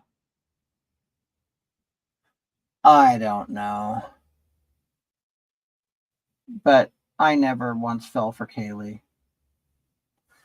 Because I'll tell you, a trans woman, the last thing a trans woman wants to do is to be seen as a man.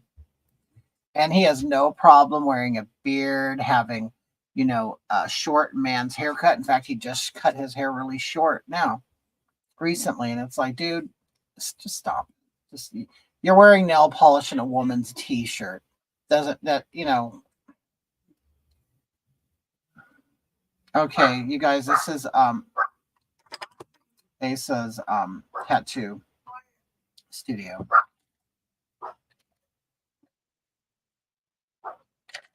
Dante, how are you?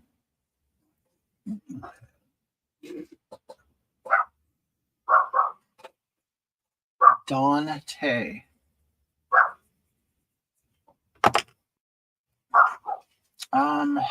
It's already taking too long. See, I've already been here an hour and a half, and I wanted this done within an hour. Great. How about you? I'm doing good, Dante.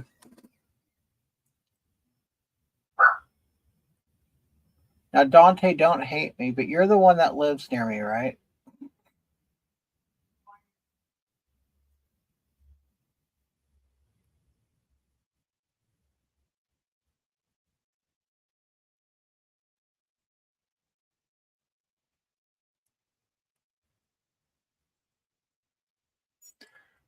Yes, Dante, did you see the ho ho ho parade? Who's this? Ralph Earlywine.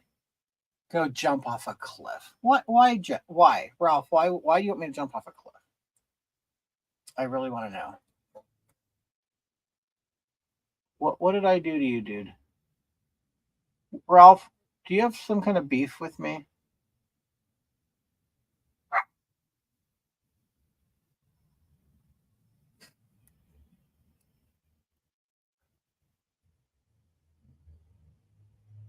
Ralph, you got some beef or what? What are you gonna do about it? Huh? What are you gonna do about it, man? Happy holidays to you. You make me laugh all the time when I need it the most. Thank you, Jill. FedEx just pulled up. It's like Moshi's. You're scum of the earth, mentally ill. Ralph, really? Ralph, do you really think I'm mentally ill?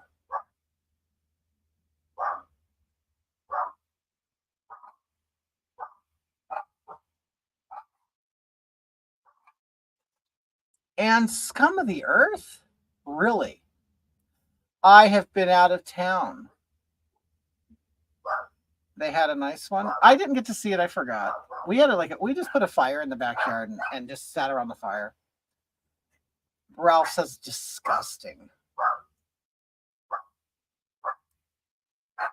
I don't see Ralph is on Facebook, Dylan. That's why you can't see it. I get Facebook, Twitter, YouTube, and Twitch when I'm on there. I'll get the messages, but I think only Facebook can see Facebook messages, only YouTube can see YouTube messages, stuff like that. But Ralph is he's a wonderful gentleman. He's saying that I'm scum of the earth. And you know what, Ralph, I want to talk about this. I really do. I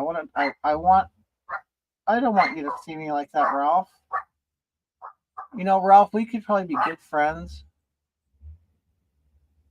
So Ralph, I want to know what's bothering you.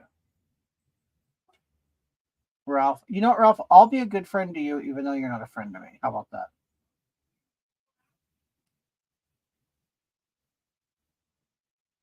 So Ralph, I want to know what's going on today. Ralph, is there anything I could help you with? I want to know. I found you from YouTube about 2 years ago. I love the cosplay videos. What is the? Yeah, I can't see him either. Let me see. Where's he at? Where'd Ralph go? Here's Ralph. You can see him on the screen now. He says, disgusting. Absolutely disgusting. Ralph, no. Ralph, I feel a little bit of responsibility for making you have a bad day. I want to know what is it, Ralph? And maybe I could, maybe we can compromise on something. Maybe I could change something. I don't know. But Ralph, I want to know what grinded your gears? Yeah, I can't see it. Okay. I found you from YouTube. Oh, 2 years ago. Shouldn't Ralph be getting his reindeer organized? Ralph, really, I want to know. Ralph. Oh, he's from Facebook. I can't even see that comment. You're probably watching on different. I'm actually on 2 Hogatha channels, pages, and 1 kitty page on Facebook. So that's probably why you can't see it. You're on one and he's on another.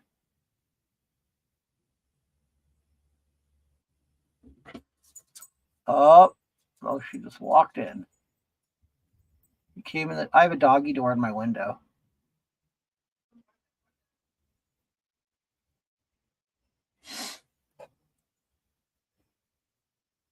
Ralph, where'd you go? Ralph, you didn't puss out on me, did you? Ralph, we're just starting to get to know each other. We're starting to create a bond.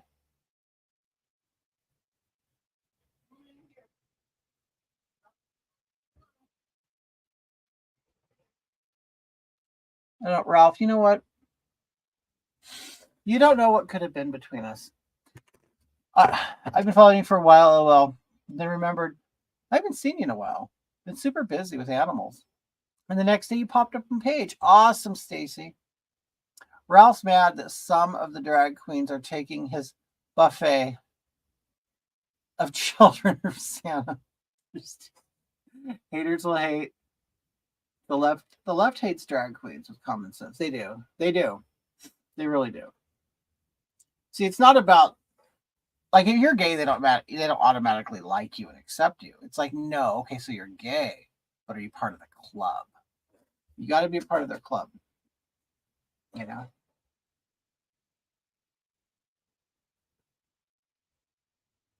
gotta be part of the club. And you know what? I've been a part of that club. And you know what? It's not that great. The club isn't that great. We'll see. I've never done my makeup like this. This is coming out differently. I can't go too crazy on my eyelids because I already have big eyelids, and then I start getting everything out of proportion. And the proportion is really important when you do this.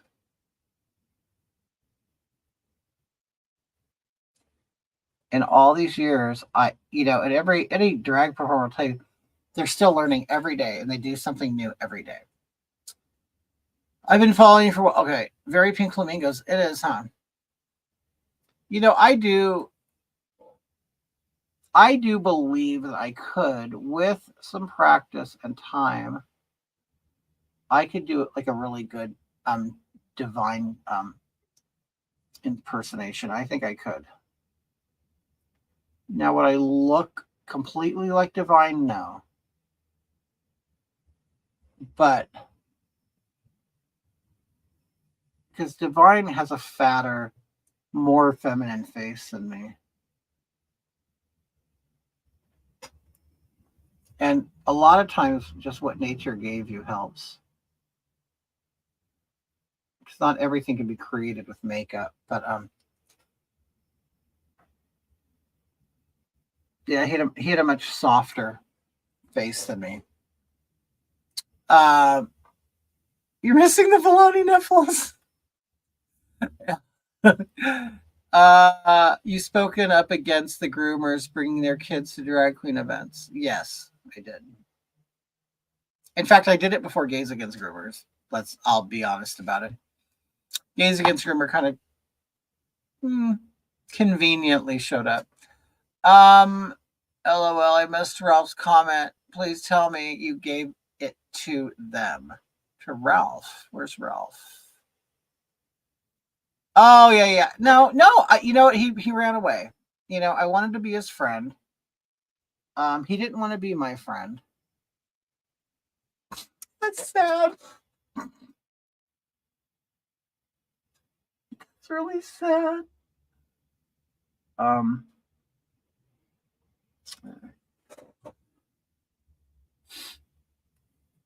Okay, I got the general direction of where my eyes will go, so I like what's going on.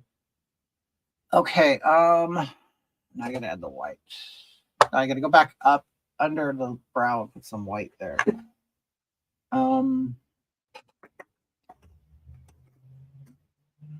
You'll get through this together, right? I don't know.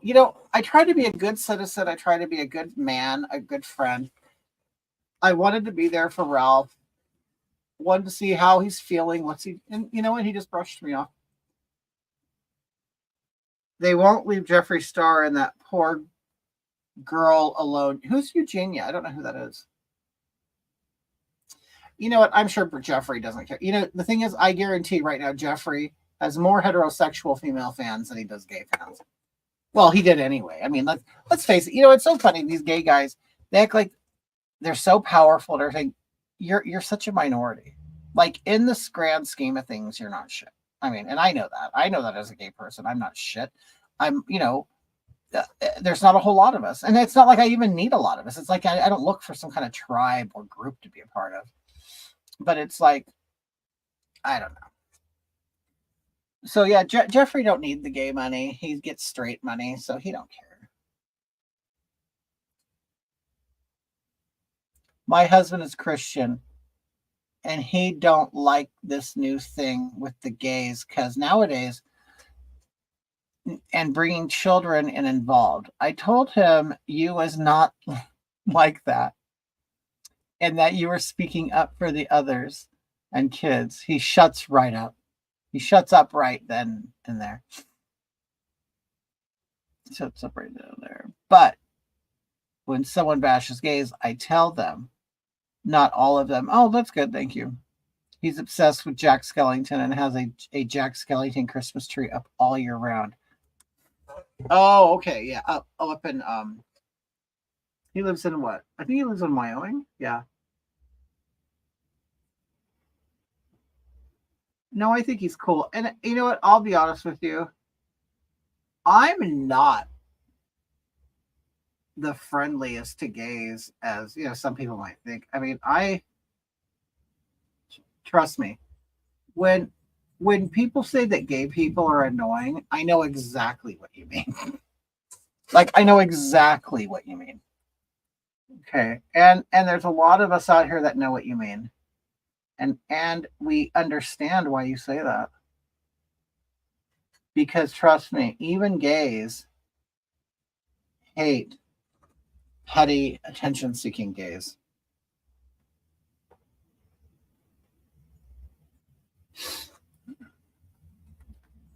Okay, here we go.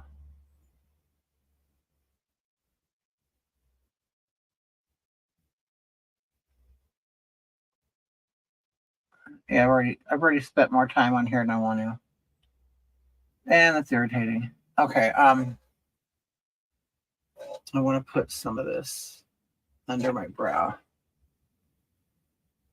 And this will just it'll make it look like I have a new brow bone. Oh wow, it just got dark all of a sudden.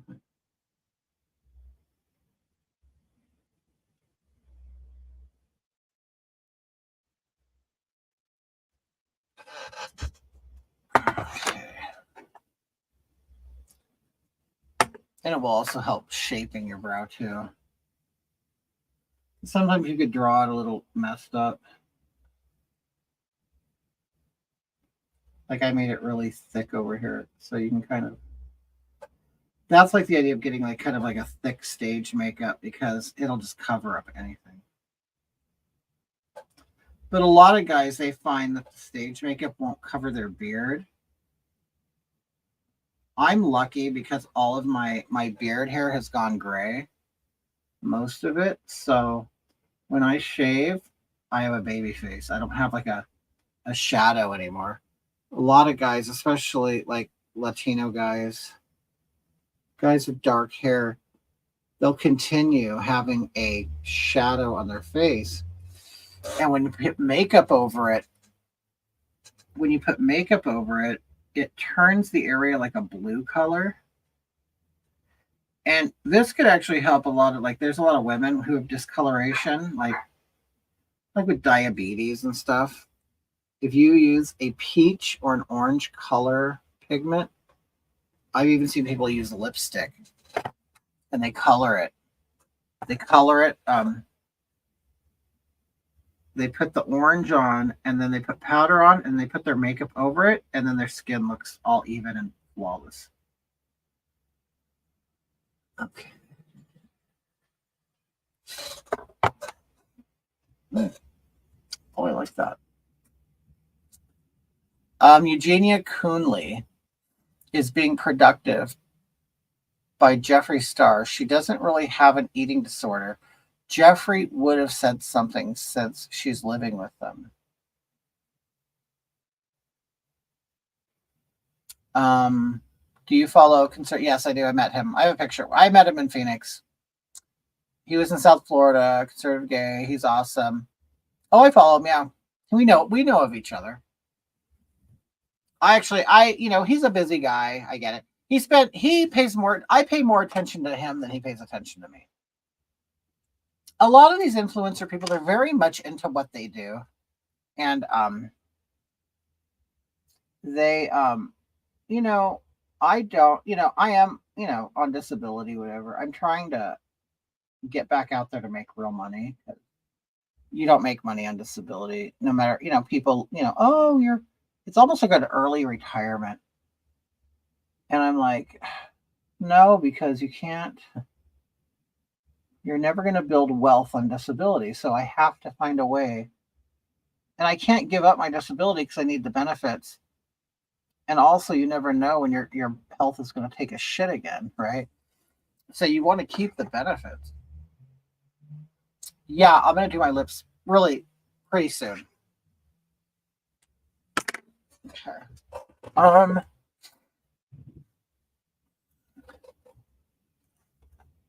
Jeffrey gifts himself on TikTok. Are you serious? Like, I want to know. Like, hi, wheelchair girl.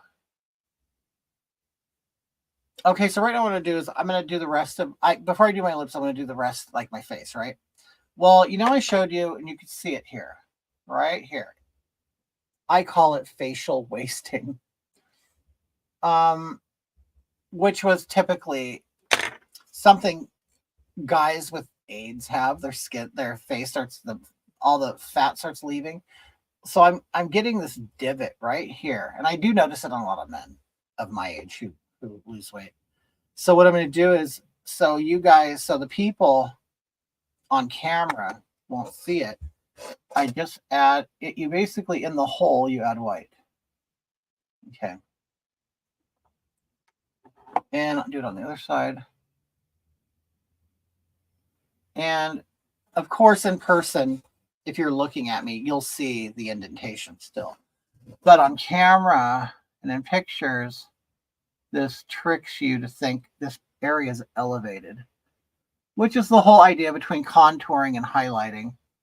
I want you to think that this is not sunken in. So when something's light, more light hits it and reflects off it, and it'll give a fullness effect. Oh, thank you, Will Chirko. I stay away woke YouTube channels. I can't stand Rory. I don't know who that is. I'll tell you, I don't pay attention to I don't know if it's just me in what I do, but you know what? A lot of times I try to stay away from other people's content. Some people, not everybody, because I don't want maybe something to rub off on me and then I do something similar, if that makes sense. I'm always trying to be more original or different because, I don't want to kind of voice the same opinion, even though we might have the same opinions as others. I want the delivery to be unique, and while what I do is I do like politics and what I do bleeds over into politics but what I do is mostly cultural. Like I attack culture. I attack politics through culture.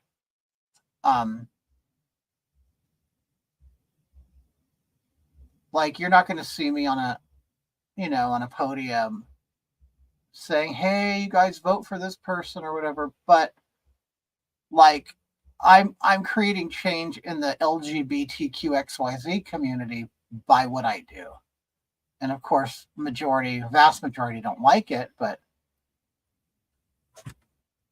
I don't care. I don't care. I don't care. And it's so funny because that community will be the first to tell you, do you live your best life? Be your unique self. You're an individual.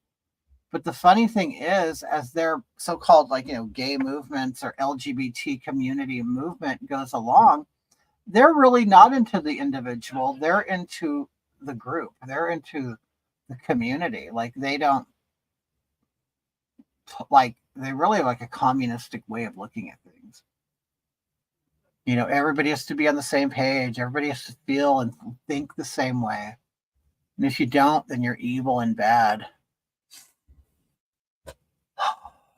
I know I saw Puss.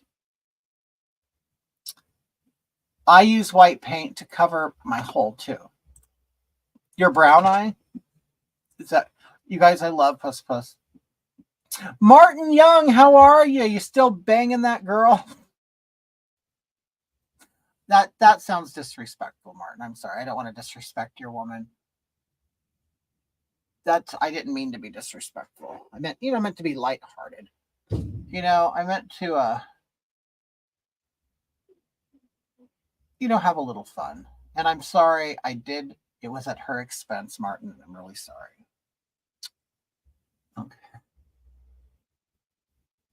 Okay, then I put the lighter like on the high points. Like this is like at my cheekbone. Do you accentuate that? Okay, and I'm gonna put makeup over it, of course, and then that area will kind of be lighter underneath, but I don't want it to look white. I'll later put white powder over it. Michael, how are you? By the way, Hoggy, wait. We had a mass shooting in Vegas today. Did you really? What do you think goes through their heads? I think they're just cowards that don't want to go out alone. I didn't know there was a shooting in Vegas. I haven't watched TV today. Well, how did they? So so it was like they killed him. Is that it? Good. I don't know. I'm all for guns. I have guns. But these people, obviously the system is failing. I mean, we can all agree to that, even with background checks, because they'll sit there, there's no background checks. No, there are, I promise you, because I bought a gun, not that long ago, and there are background checks, and there was a 7-day waiting period. Now that's in California. I don't know if that's standard. But even in liberal California, I had absolutely no problem getting a gun. Even though they'll sit there and oh, this is a gun-free zone, and no, trust me, there are gun ranges all over California. There are gun clubs. You can buy ammo. You can buy guns everywhere. They just want to pretend that they're somehow not the same as everybody else, but no. I bought my gun in California. I had to take a test. You have to take an exam. I took a test. You have to pass the test. So I don't understand these people who slip through the cracks, and you get these crazy people who get guns, because where I live, that's just, I don't understand. It's kind of hard to get a gun. I mean, hard, I guess, if you're a bad person. It's easy if you're a good person. Yes, still banging away. Awesome. What do you think about the rainbow-haired Wookiee?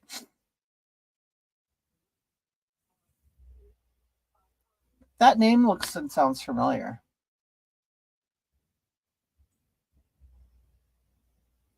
Is it somebody in here? I don't know who that is.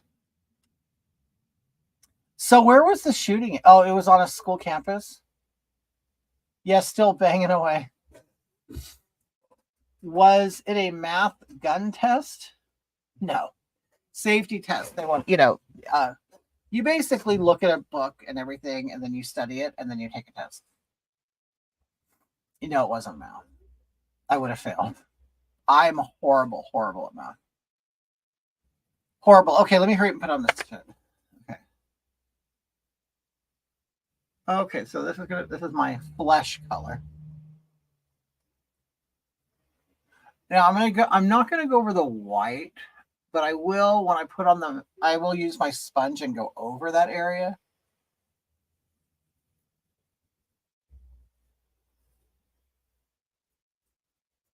Okay.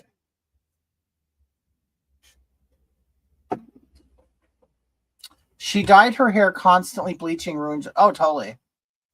Do you know, I bleached when I was in high school. I used to have crazy color hair and stuff. And I bleached my hair so much that I got scabs on my scalp, and all my hair, like chunks of it started falling out, and I got scabs, like bloody scabs, because I wanted white hair, like completely white hair. Well, that's very hard to do. In one setting, if you had black in your hair, like, 'cause I used to dye my hair black all the time, black or red. Like, my mother never allowed me to do like a crazy color. So I would like dye my hair black or a very dark brown. And then I would we had these mousses by Revlon called Colorific. And you could put like these these colors in your hair, and they'd wash out. So I would do that. But, then I got to a place where I wanted to do blonde. And I go, I want it platinum blonde. Oh, you know what? Because I was going to Madonna's Blonde Ambition tour. So me and my friend wanted to be blonde.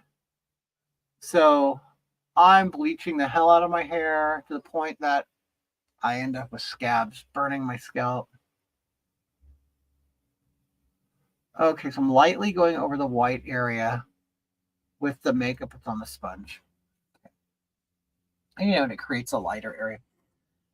Unconscious bias, people automatically assume all gays are the same, just like all Republicans are the same. Yeah, people are narrow-minded. Love you seriously. Merry Christmas. Oh, thank you, Rhonda. You're a sweetheart. Thank you. Yeah. Yeah, they like to. People are just dumb. Well, funny thing is, the first people to tell you, "Oh, you're so narrow-minded," are the narrow-minded ones. It's like, dude, like, don't tell me my experience. I've been to these rallies. I've been to Republican events. I've been to protests.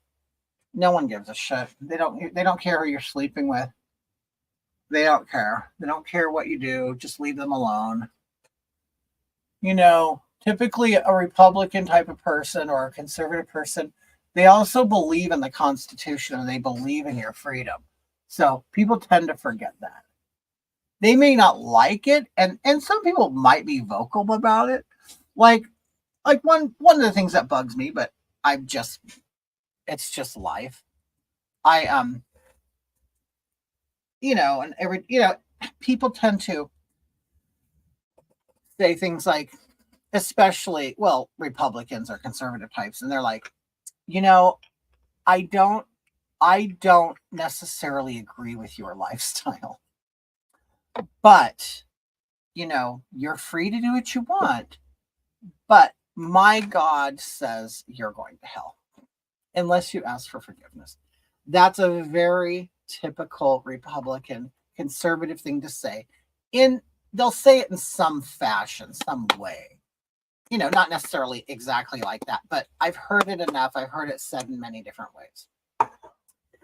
That's fine. I think it's kind of rude because now you're inflicting your religious beliefs on me, which I don't believe. But whatever, I'm just something I'm used to when I'm around in, areas where I like conservative people. I like Republicans. I like everybody, but, they may not, most of them have enough class to keep their opinions to themselves. I'm not saying everybody does, but in my experience with everything I've been doing, that there are the ones that let well, it's not for me. Well, like, why do we have to talk about it? Like, why do you even have to tell me it's not for you? I'm not trying to sell you, homosexuality. I don't care what you do. I would have loved to see her Blonde Ambition tour. I saw 3 dates of it. I was an obsessed Madonna fan when I was young. But yeah, I got one of those jackets for my sister. I was too big. Yeah, it's one thing back then, especially. You go to a tour and, you didn't find fat concert shirts. I love the movie she did. Yeah, it was great. It was a great tour. I had the best time. It's kind of like my Woodstock moment, I guess. She's one of those fake people who would boycott an independent company, Arctic Fox hair color, over BLM. Arctic Fox doesn't support BLM because the owner's father is on the police force. Wow. Hi, Kelly. How are you? Okay, so now I'm using, this is taupe, the color taupe. I'm using this as a contour for my face. I realized that brown isn't a good contour for me, or for my complexion. And so these are my color. So taupe, which is like a gray brown, is great for fair complected people. They tend to sell contour colors in brown. Well, if you look at me, any of the darker or recessed areas of my face aren't necessarily brown. You basically want to kind of be in an area where you see shadows on your face and match your contour to the shadow as much as you can. I mean, we all have different colors, but if you're a white person, a blonde, yeah, cool brown. You want cool colors. You don't want the browns. You don't want the reds.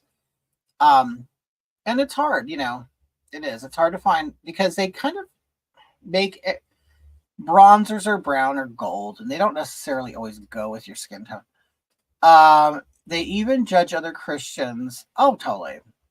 from not judging like what they do, constantly telling them it's my job to judge others, and it's not your job to judge others either. But it don't matter because they pick the Bible apart. Yeah, and to me, those are people who they're Christian for sport. You know what I mean? Like they can't wait to get into the Bible and look up a scripture to prove them right and you wrong.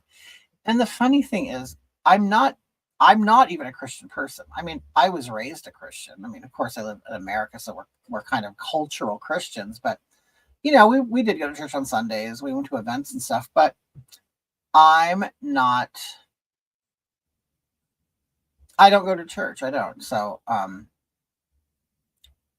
a lot of times when they try to tell me things, I'm kind of listening to it and shaking my head in the same way I do to somebody who likes crystals and astrology. You know what I mean? It's at the end of the day, everything is up for debate, everything is up for interpretation, and it's all up for what you believe in personally. I mean, how long has the world been here? Christianity is like the newest religion. I guess Mormonism and Dianetics might be. But,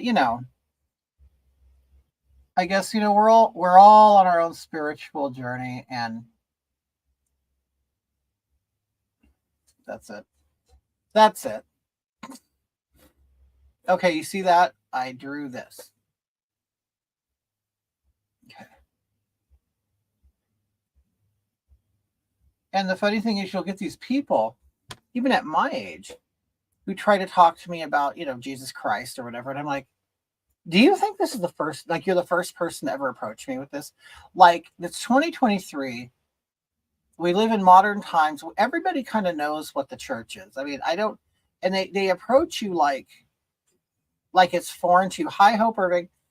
They approach you like it's like you're an alien. It's like, I celebrate Christmas. You think I don't know what Christmas is? I don't. It's kind of like they always they're trying to show you something new. And it's like, you're not showing me anything new. I mean, I know this stuff. I used to be in the choir. I mean, I'm actually born again. Like I was, did the whole prayer and the accept Jesus Christ as my savior and all that. I did all that. I mean, so I don't know and they think what they do is they think because you're gay or whatever. Well, it didn't work. And I'm like, well, and I think it's all personal for everybody, radical Christians. Well, yeah. And the thing is, I had radical Christians in my family. I mean, I know how they have a nice evening. I'm going to go, bye. You're going to eat your capitalist dinner at Wendy's. Awesome. Thanks for hanging out. Okay. So now I'm using this to, kind of chisel my jaw.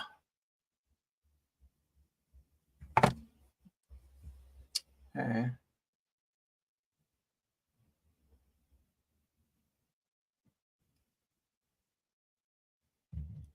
Basically, everything that I'm doing is a makeup technique that any woman can use. You just wouldn't do it as heavy. Like everything like a drag queen does is what a woman does, but way heavier. I believe in God, just not religious person. Yeah, I'm too. I'm agnostic, I'm waiting for my time. That's what it is. I am waiting for my time when, something will be revealed to me.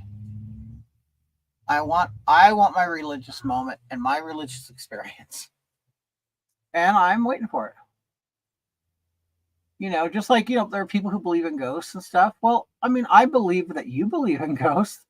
I don't because I haven't seen one yet. And I have, really put myself out there to see ghosts. I was a goth teenager and young adult. I used to hang out at the cemetery. We would do, play games there, do drugs there, have sex, whatever. I was one of those people, and always put myself in a place to, for a supernatural experience, and I have yet Yet to have it. So I'm not going to tell people they're a liar. I'm just going to say I haven't experienced it. You know, I'm glad you have, but I just noticed. Oh yeah, yeah. I got a cleft. What I do is I'll put white in it to hide it because I think I know women have them. I know, but I always had it. My dad had one, and I always looked at it as a masculine feature. So I kind of I'll put light in there.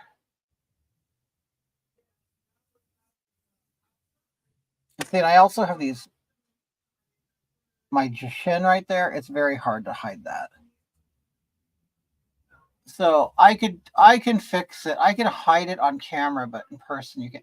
That's why it irritates me with these stupid drag queens doing things with kids. It's like you look ugly. It's like it's ugly. It's not. It doesn't look the same if you're not in a club, you know, under bright lights. It's just not the same. Or if you're on camera. I mean, I don't know. It's just irritating. I think they're ruining the whole art of it. The whatever. Okay, now I gotta put a.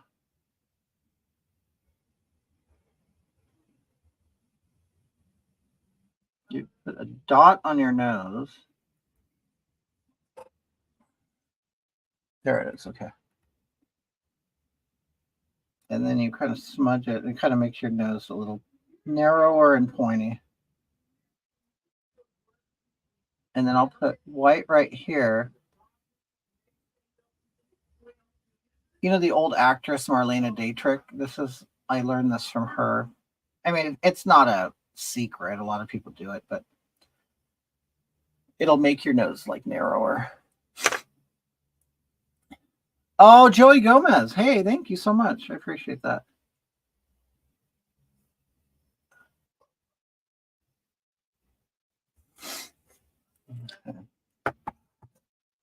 I think it's cool of it. Thank you.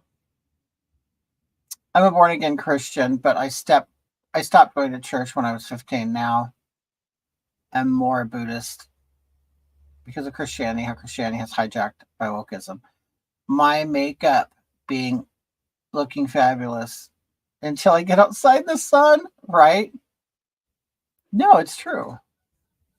Because you're in perfect lighting in front of your mirror and stuff. And okay, so now I'm gonna all the areas that were light, I'm gonna reinforce that lightness with a white powder.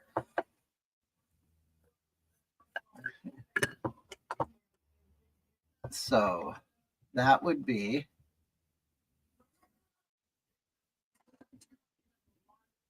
here.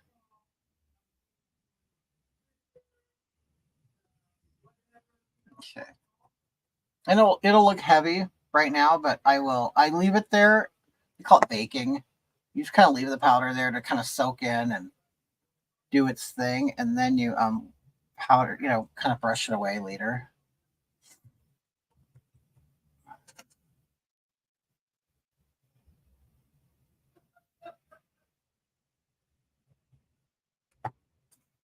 Okay. And then remember I did it here, so I'm gonna do it again because I want the middle to really like stick out. So it will round my forehead rather than make it a square. Okay. And if you put white right here, it'll kind of pop it out.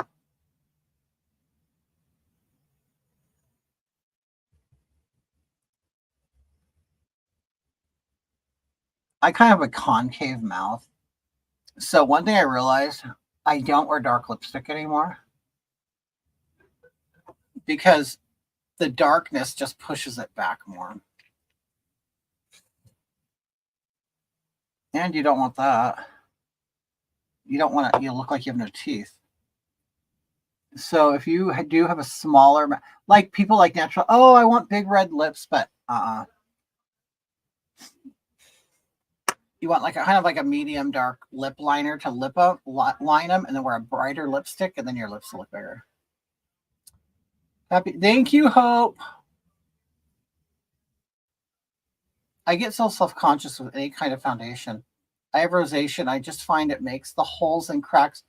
Do you use a primer? Get a primer.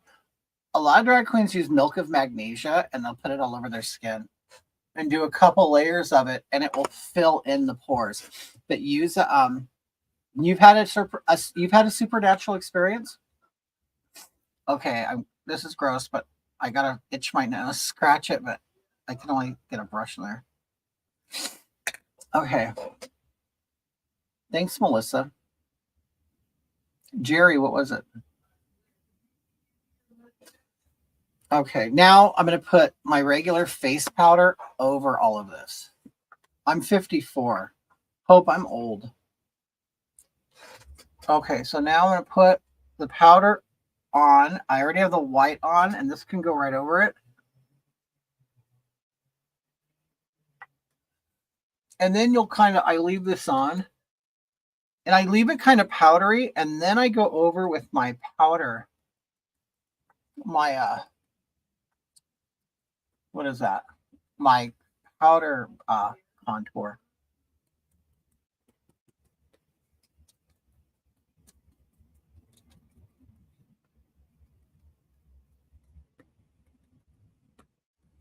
All right.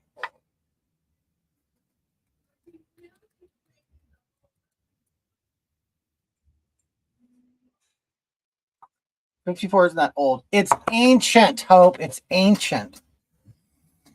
Thank you. I have a cheap primer. I should, yeah. Well, it don't cost a lot of money. It's just finding the right one for you. But I would do 2 layers of it. See if that works. Kuhn Retchen. You were doing reruns. Okay, so now I'm going to put on my powder contour, which I know some people will say, well, why just put powder on when you just did, the liquid or the cream? Well, because it's just more. I don't know. I can't really say why. It's just more. Hi, Emilio. How are you? Okay, so using this. And you want it to be darkest up in here. You want it to be dark. And also, I've learned you don't always have to brush. You can tap. And that will give a more like a diffused look. Like it will concentrate where you want the darkness, and then you can go up more and it will start dragging it, rather than if you keep doing this, you're just like removing product. And this will actually place it exactly where you want it. See? And then you kind of get a whole bunch on. Okay, now I gotta go up here. And this will narrow my forehead more. And this is, like I said, that taupe color, which is a brown gray. And, some people wear it really heavy. Some don't have to. There's some areas I'm really heavy at. Like right here. So you can already see how it's already sinking in. And see, I'm sure it's dark as hell in person, but on camera, this is cool. Because I have really bright lights on me. I'm 37, 13 more years until I turn 50. Oh my God, hope I could be your dad. So skinny, you look good. Thank you. Appreciate it. Kitty, you're 54. We are 54. We're not old. We are not ancient. We are vintage, like fine wine. Well, thank you. Okay. Now I'm going to go over here, do the same thing.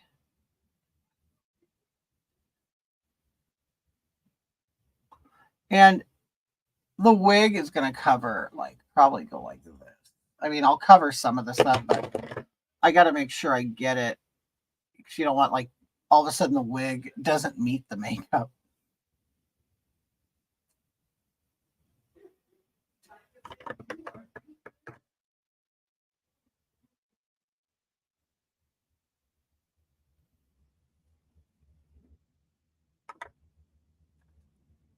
Your dad just turned 61. Wow. 86 is old in Kunrechen's book. Has Marquina ever banged Hoggy? No. No, we never. I mean, it would be funny. It wouldn't like, there's no way we would laugh the whole time. We would laugh the whole time. I mean, the funny thing is we should make like a fake porn video. Hoggy and Marquina getting it on. That would be funny. Okay.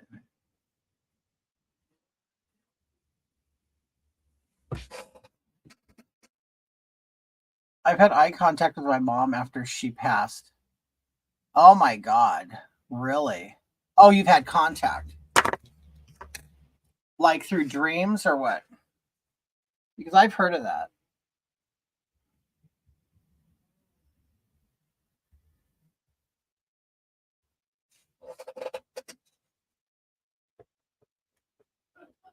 And I'm not schizo. Okay, so now I'm going to do my jaw. Well, you had a baby, so why not corn? Okay.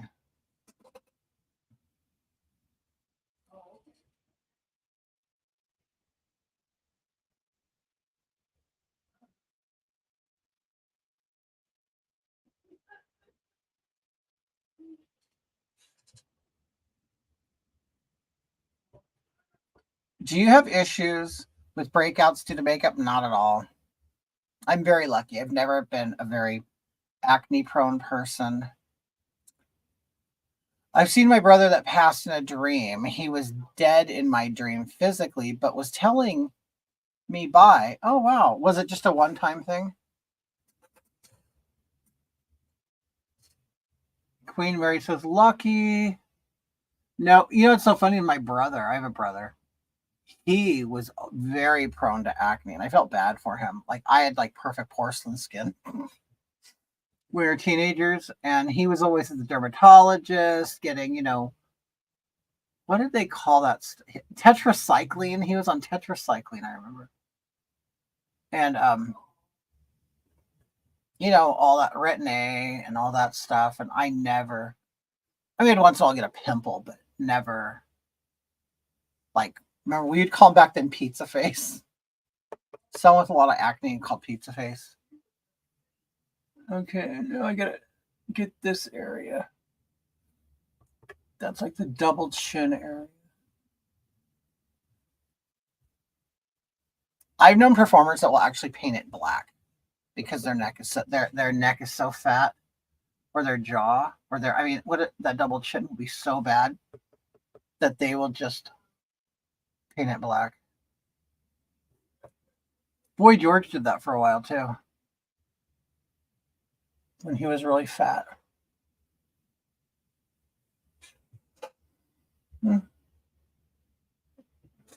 Okay, so you see how the face is coming along. Okay, I had a seizure. It makes for a miserable teenage time. It does. No, I always felt bad for my brother and anybody else. I had a seizure that was bad one time.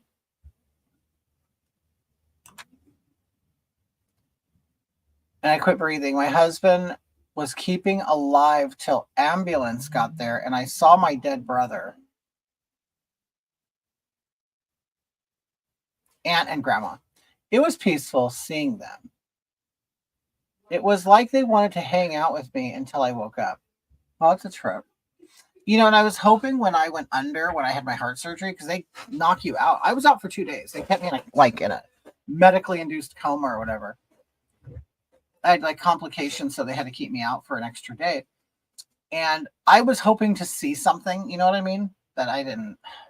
I'm always very welcoming to, ghosts or whatever spirits to come and visit me, and I just never get that visit. So now what I'm going to do is all the excess that was here, I'm not going to put anymore. I cleaned off my brush, and now I'm going to take this and I'm going to draw toward my mouth to the corner. Okay. And this will kind of hopefully give you that pulled look or a puppet, like a plastic surgery look, but not so severe. But like that.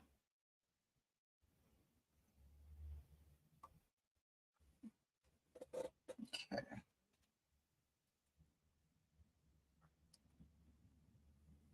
But I'm not using more product because you don't want to see a line of this. Like you just want like a shadow from it.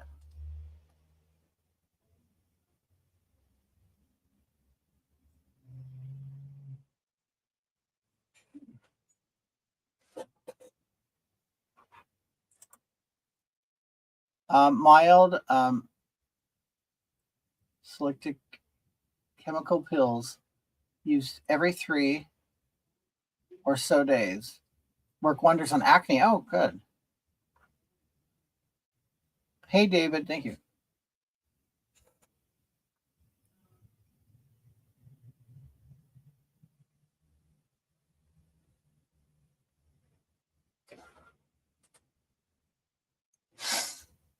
All right, now I put a little in the corners of my chin because I try to minimize the squareness.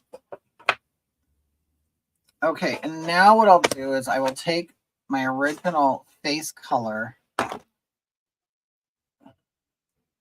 and I'll go under here, and I'm going to sharpen that line and clean up any like excess, and I'll let it just sit there.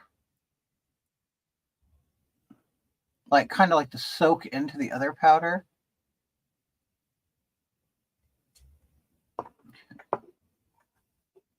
You can see it starting to, do its thing.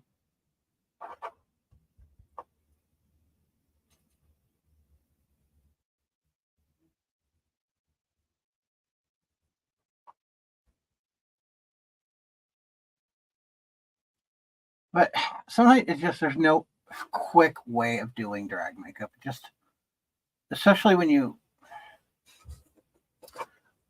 when you're fighting gravity and age and stuff. I just had to bring my rooster in from the cold, really. You put diapers on him? Oh. I kept telling the daughter to get him and she kept saying he's pecking me. How funny.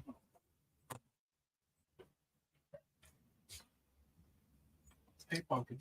What are you doing, dear? Have a glass of wine. Yes.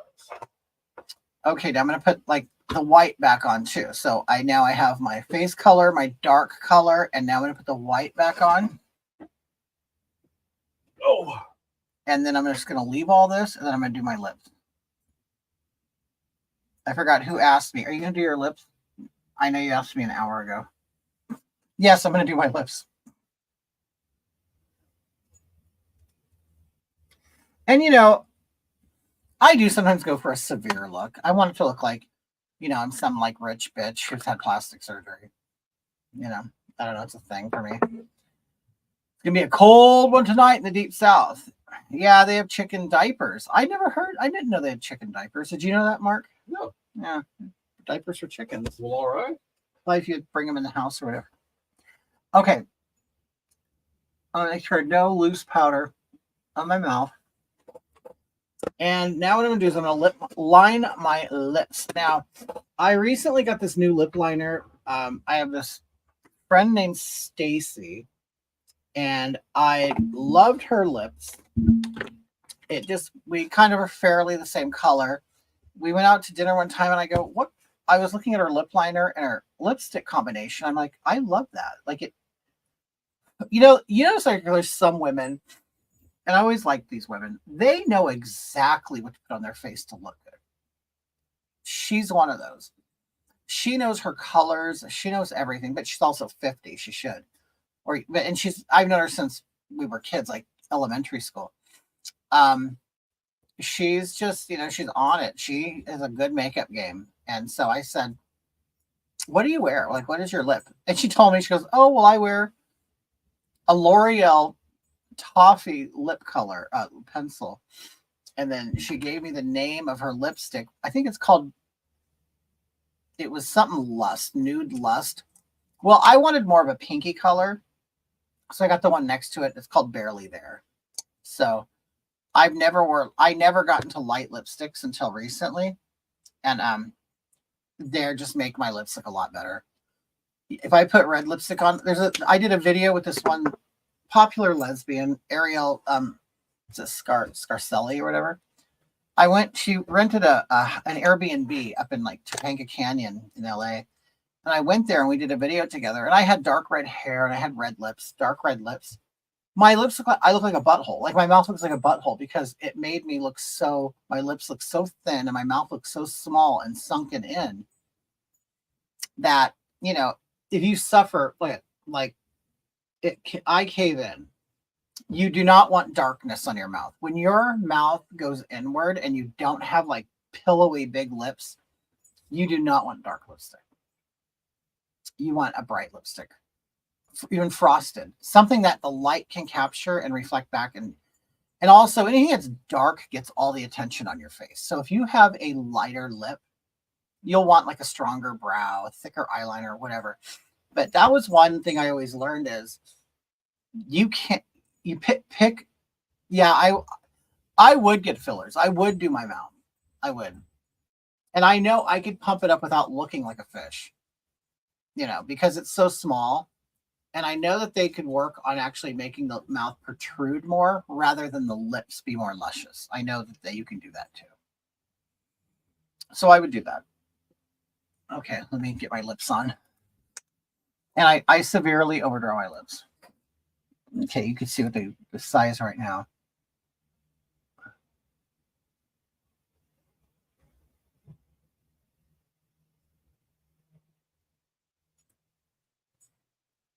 Okay. And then my bottom lip, I actually start right here. Right down here.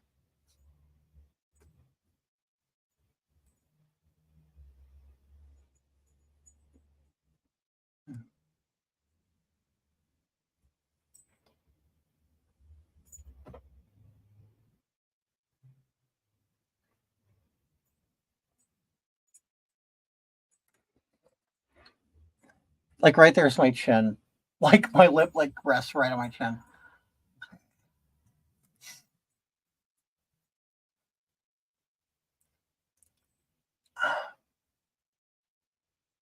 You can tell the difference already, right?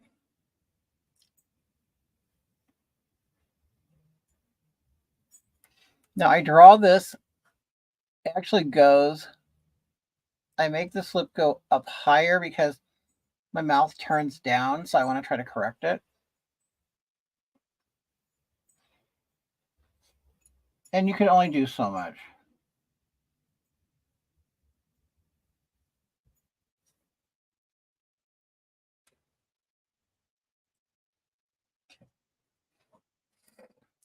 But see, you can see where I went up past my corner. But see, if you go too far, like Dolly Parton does this, and sometimes she gets in Joker territory. It starts looking a little Joker-like. Oh, look, you can see this looks really full now. And it actually caves in. That's why I put the white right there and blended it in. Okay.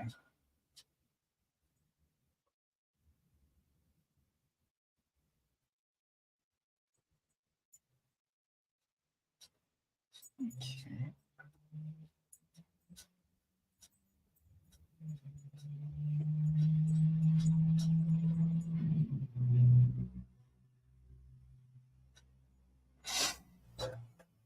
Okay.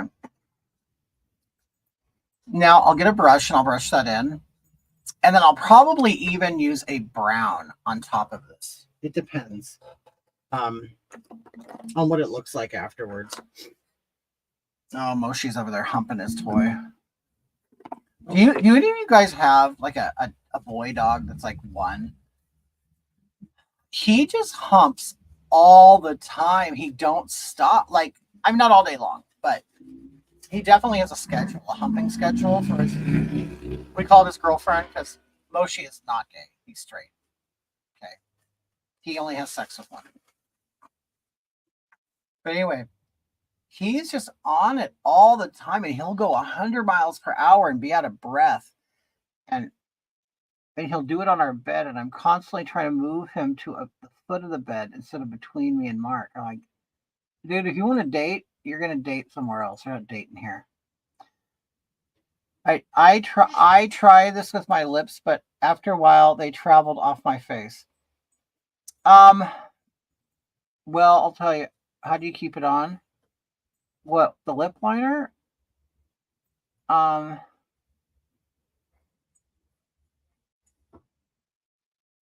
I never have a problem, maybe because I put so much lip makeup on that the lip liner is on the makeup and it stays. I don't know. Now I have to apply lipstick, periodically if I keep it on, but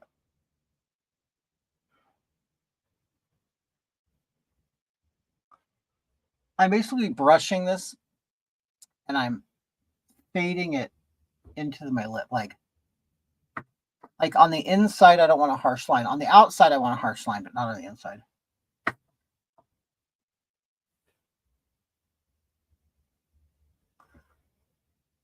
And it's also more forgiving if you use a lighter color. You said you have a problem with the lipsticks. I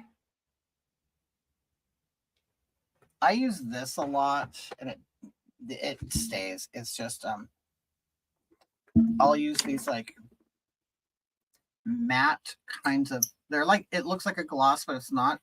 It's like a paint. It'll stain. If I put this on, when I take off all my makeup, you'll still see my clown lip, and I just have to deal with it. Like me and Mark will be going somewhere. He'll go, "Oh, you still have lipstick on." I go, "I know, I can't get it off."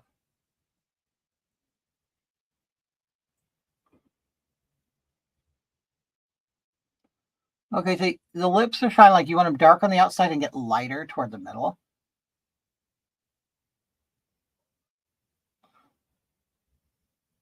So it makes the edges recess and then the plump lip pop out. My dog doesn't hump much. I'm not sure why. Is yours fixed? Moshi's not fixed. We didn't fix him. Okay, so now I'm gonna put on the lipstick, and then I'll probably put on more lip liner after. Okay.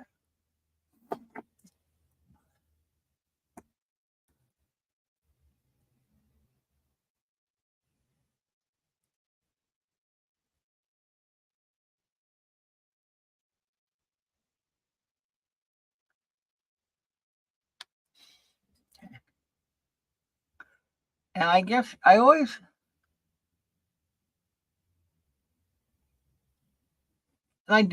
know why. Probably because I've always hated my lips. I always want like natural, like naturally plump lips, and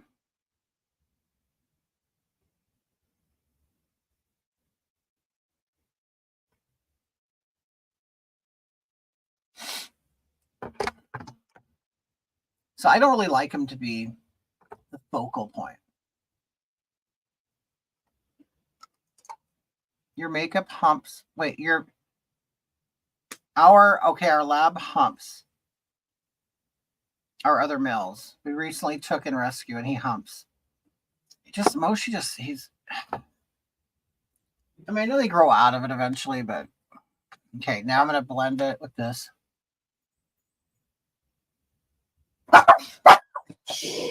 Hey. Moshi. Hey. Hey.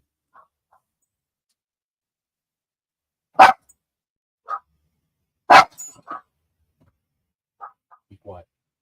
Be quiet.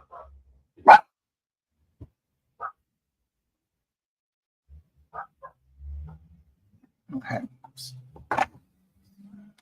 I thought I thought your 1% African would make your lips fuller.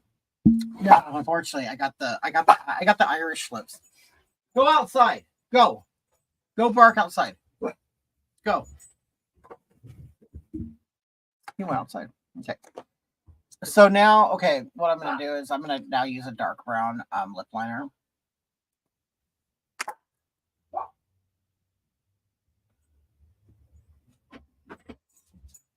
Okay.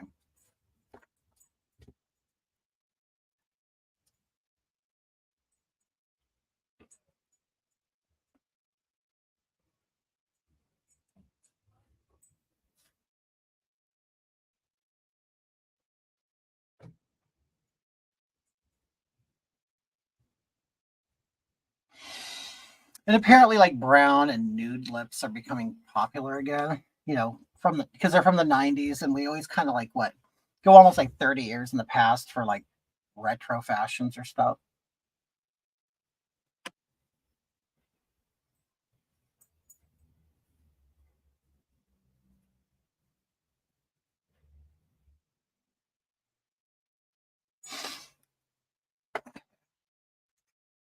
Now I'm going to blend that in. I spend a lot of time on my lips because they're small.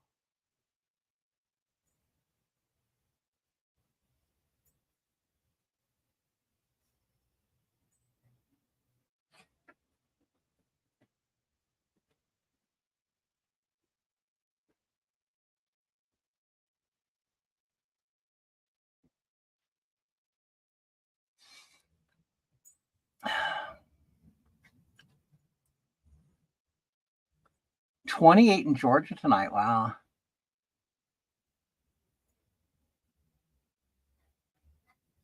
We are still in the 50s at night. We were getting in the 40s, like the high 40s, but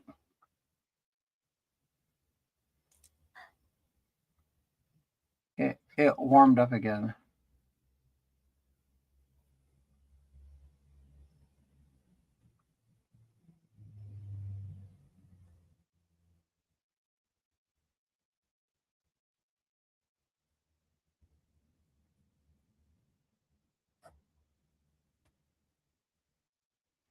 Now the thing is, if I really like had this huge career of doing this, I probably would eventually go get like not I don't want like big baboon butthole lips, but I probably would pump them up a little bit. I don't want it to be obvious, but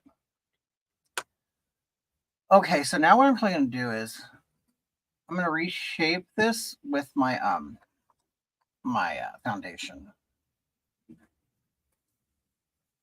I think it's too big, but then again, I'll probably regret. I'll probably wait. Let me wait till my eyelashes are on, because sometimes it's okay being bigger. I mean, it's drag. It's okay, but what am I doing now? Eyelashes. Okay. Oh no, I want to put I need some glitter in my eyelid. There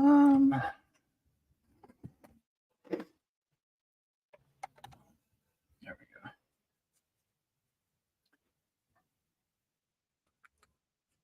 So I kind of put this on the light part on my eyelid, which is it's kind of like a holographic glitter.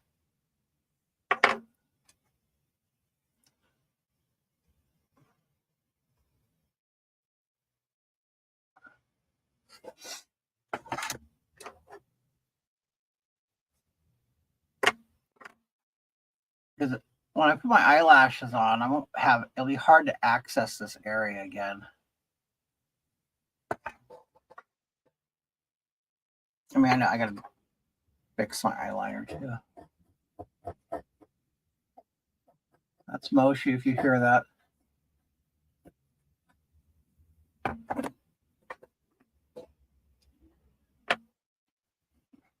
My lips are a little big and I can't line them.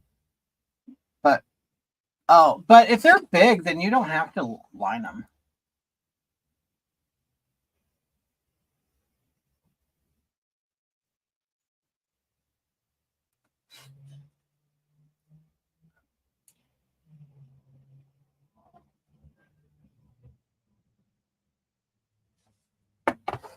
Okay. I'm never able to get creative with my makeup, but my daughter does a beautiful job. You know what? It's just it takes so much practice. And a lot of like adults, we don't really have the time to do that, especially if you have kids. You don't have time to play. And I've been playing since makeup since I was a teenager. And I still don't have it. I think it's because I've constantly been changing it and stuff. And you're always looking for something better or whatever. And a lot of women who wear makeup just to have a face, they'll make a face, and do it for the rest of their life. Where I do it to to play around and to perform or whatever. So you're constantly changing it, and kind of when you change it all the time, you really don't perfect a whole lot. Your daughter's 33. I have a scar from playing on a trampoline, and it's noticeable when oh really? It's like, so it's on your lip.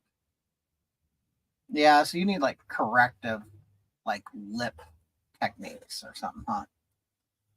Okay, now I should have done this earlier and I didn't. I want it like the black on my eye. I got to make it blacker. Now, and I put makeup underneath it already. And the last thing you want to do is have black powder dripping down on your nice work. So what you do is you take your face color and you'll basically pile it up under your eye like this. Okay. So you're basically going to have a bed of powder, a flesh-colored powder for your colored eyeshadow to fall on top of. So you could brush it right off with ease. Okay. So now I'm just taking a black eyeshadow.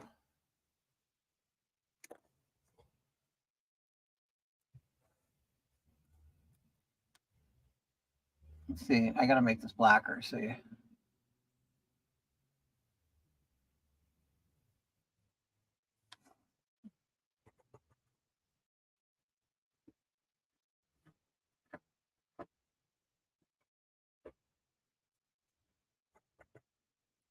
And one thing is, it's very hard to find a really good black eyeshadow.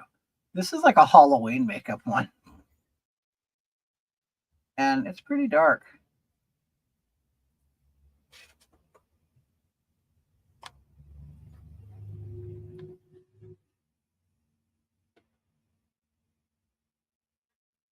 Potty time. It's okay. I'll still be here.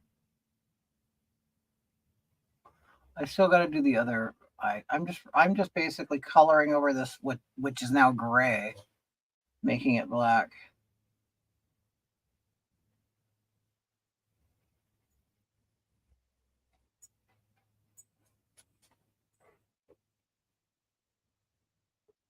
I taught my daughter that with the powder catching eyeshadow, and oh good, it works really well.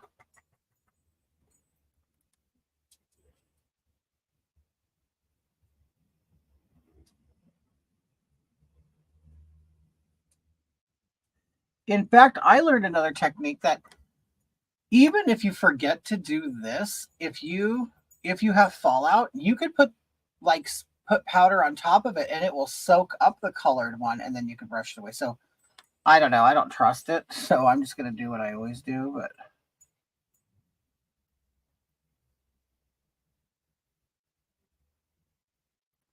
because this shadow is very pigmented and it'll just leave gray all over my face.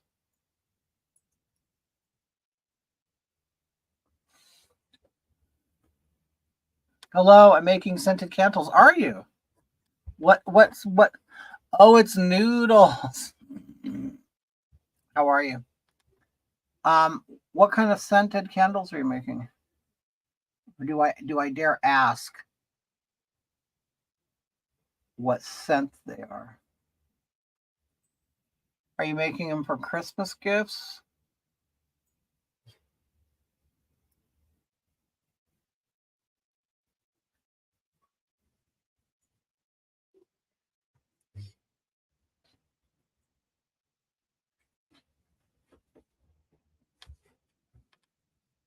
I'm good. Rosemary and cinnamon. Oh, I bet that's a great combination.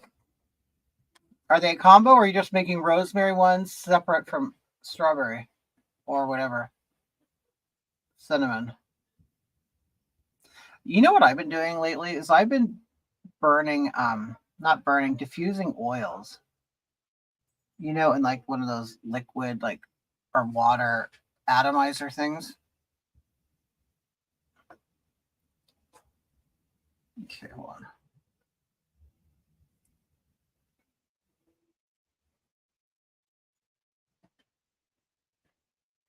on. Okay.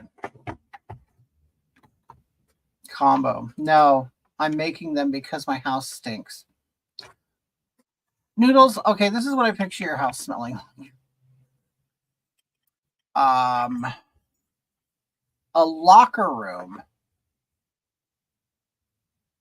A locker room and fart.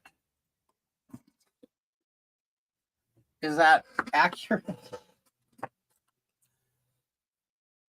Yeah, the oils. Yeah, I got the oil I got was $12. I couldn't believe it. I'm like, God damn, but it works. It works good. Okay.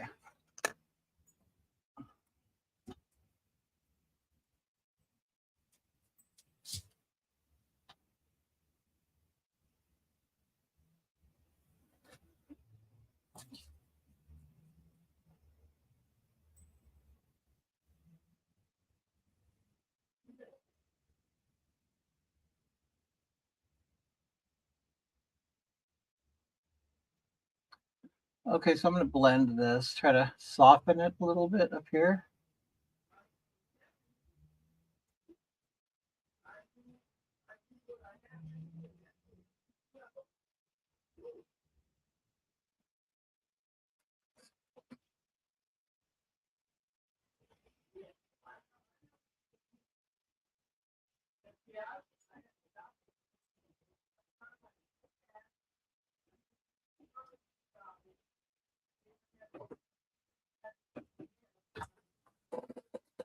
Who taught you how to do this? You're really talented. Oh, thank you. Cosmopolitan and Vogue magazine, Boy George, Kiss, Susie from Susie and the Banshees. Just, you know, when you're like a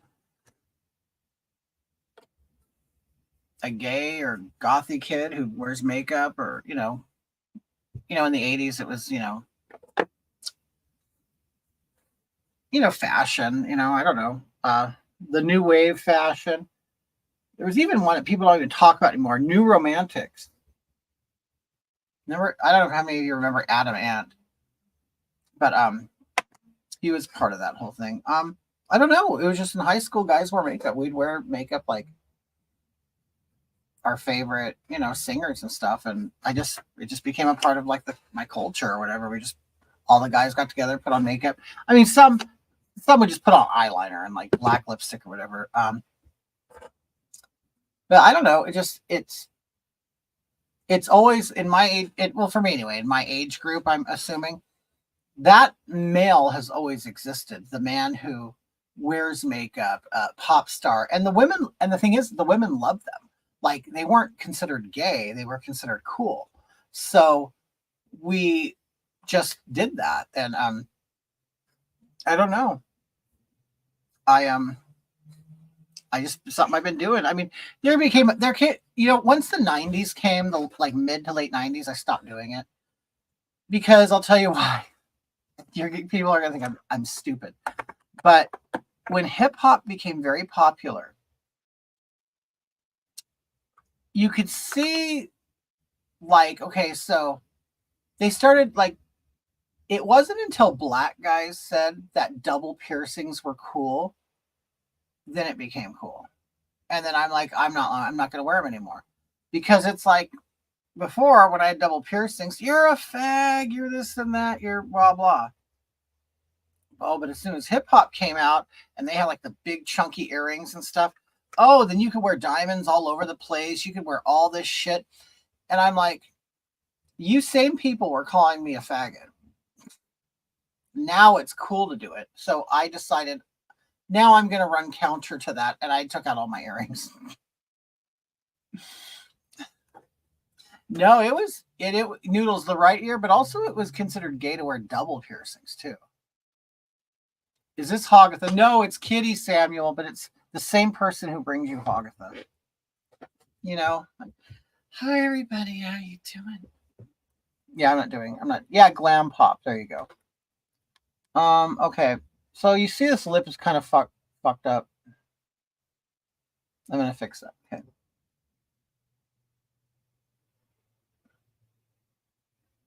I just put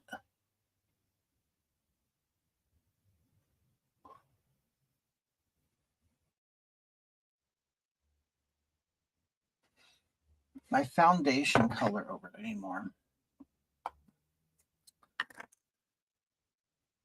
Where's the wigs at? Where the wigs? Over here. I'm wearing a gray one.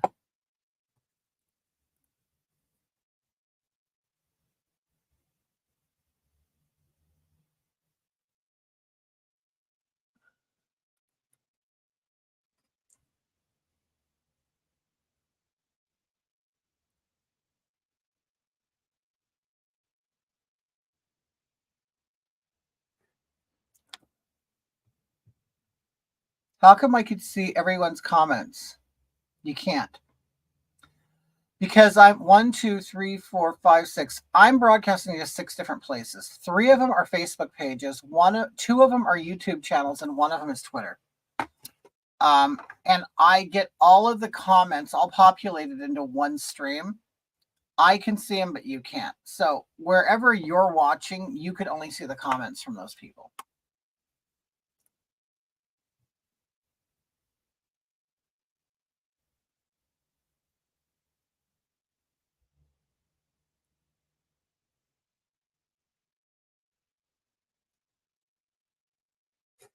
Okay, there we go. Took that lump out of it, and it. Okay. You have to have some knowledge of shot. Yeah, totally. It really helps. Yeah, I paint. I draw. I was a good artist in high school. I did drawing and stuff. Yeah, no. I try to tell that. I try to make that point. I'm glad you brought it up. Makeup is nothing but shadows and light. That's it. It's you use the contour to push something back or in. You use light colors to bring it out. So that's why I'm now more prominent here, even though this is all the same plane, like this does not necessarily pop out not naturally. I had to create that with a shadow. Same thing here.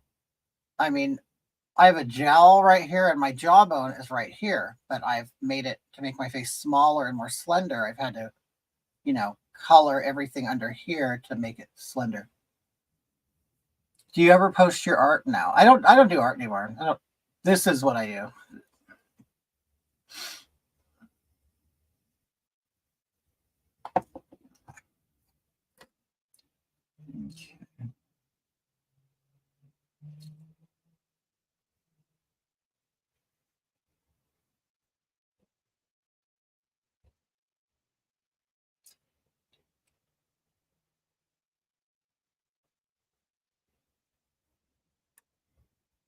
Okay.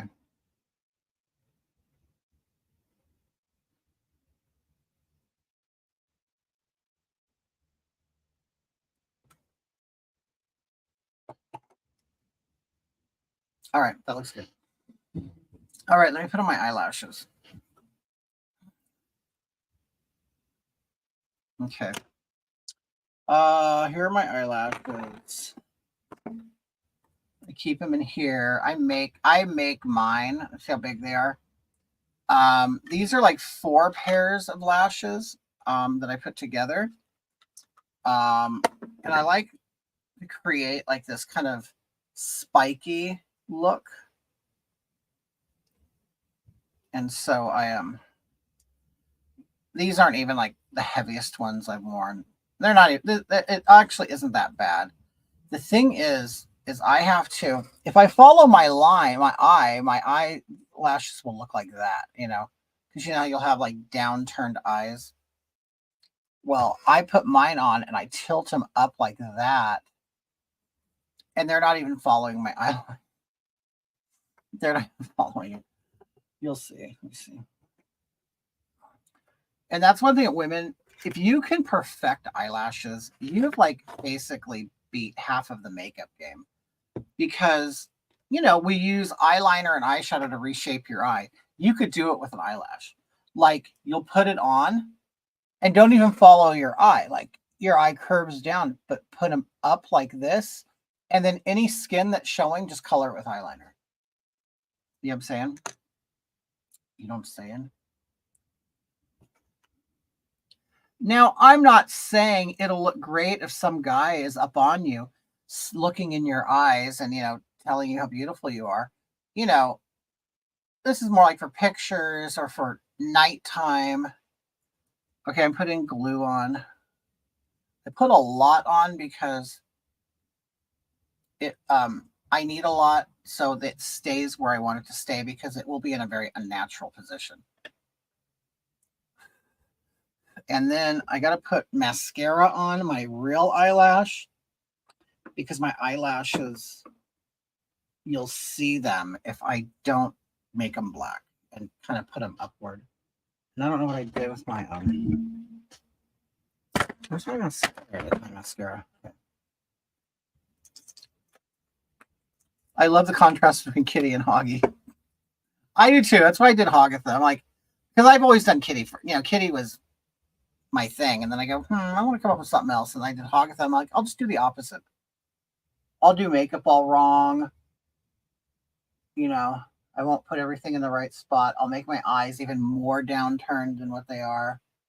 You know, doing everything that a woman wouldn't do. I completely went against all the beauty standards that I know. You know, and that's how I came up with Hogatha's look. So how long are you wearing this for? A few hours or just the show? After I'm done here, I'll probably try to film some content, you know, at least put some stuff out there.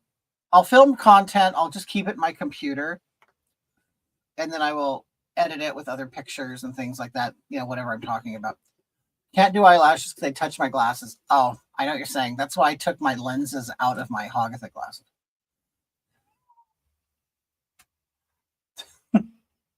This just proves men are better than everything. Oh, hold on. I gotta let Oreo out. Oreo wants to go out.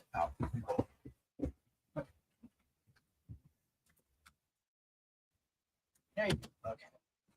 Oreo's my black and white cat. Or tuxedo cat. Did you guys know they were called tuxedo cats? I didn't know. Okay, so I get my tweezers. I put it on my eyelash. I don't. I hate eyelashes. I mean, okay.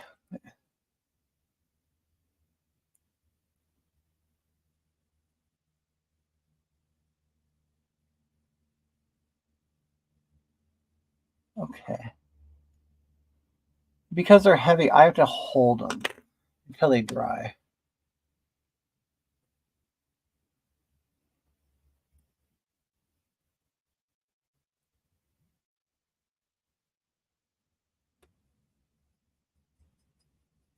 So if you look, they're like, well, it's kind of hard to see on camera.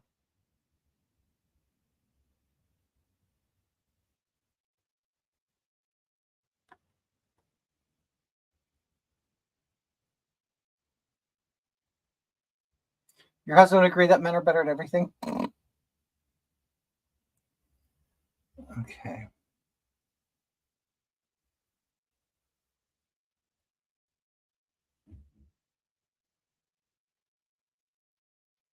No, I think what it is, men kind of have more of a maybe a technical mind, and they kind of more mechanical, maybe, and I don't know. And they can kind of use that in different fields. Have you ever watched Soft White Underbelly? I have a story about that.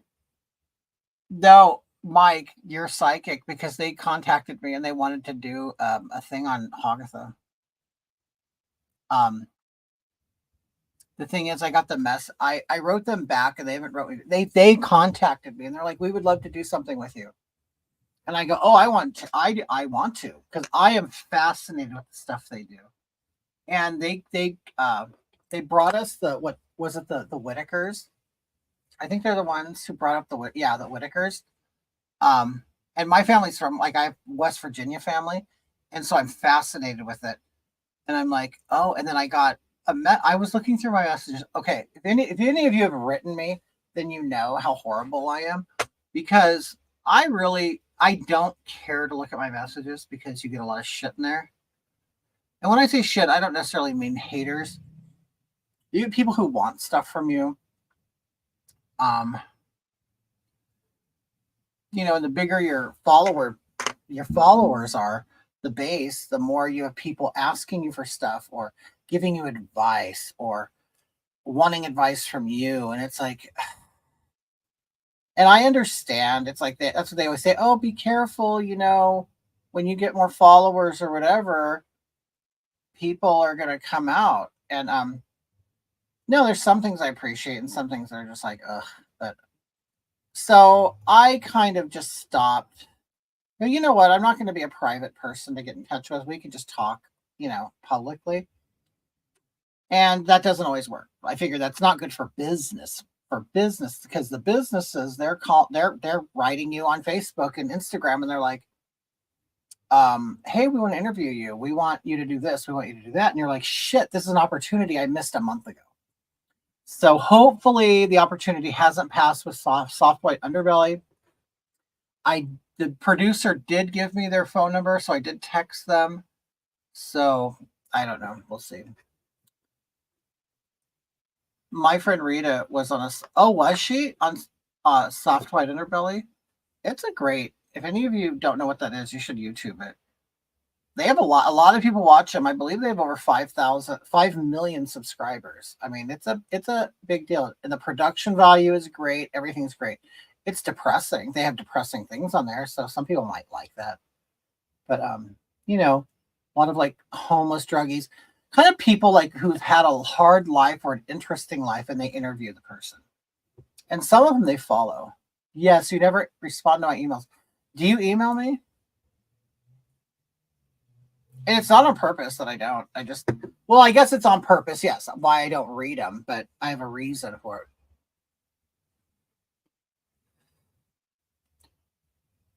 See, eyelashes completely like change it. You know what I mean?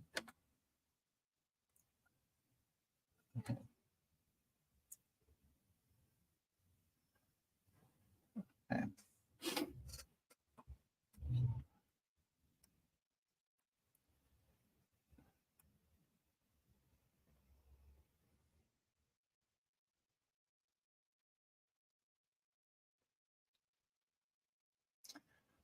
My problem is getting them to match.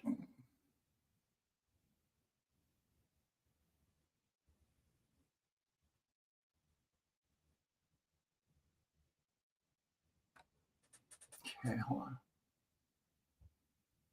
Rebecca Olson's the one of the most tragic. You can see the drug decline in various interviews. Wow. See, but what I'm wondering is, what do they want with me? Like, what do they want me to do? Like, do they think I'm homeless or something? Or like, because that's kind of their thing, isn't it?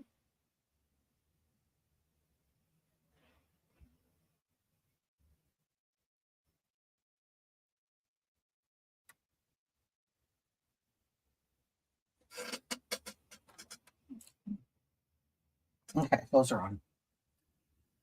on. This is the wig I'm going to put on. I mean, it's not my best wig, but it's gray. I don't know. I just have this thing for gray right now.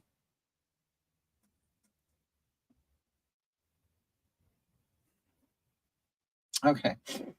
So now I'm going to take so what you'll do is then you'll take like your eyeliner and like the eyelash is up here, but my eye is right here. And then you just kind of take your eyelash. I already had eyeliner on, so I covered it, but you would, color it, all the skin underneath. So everything's just black.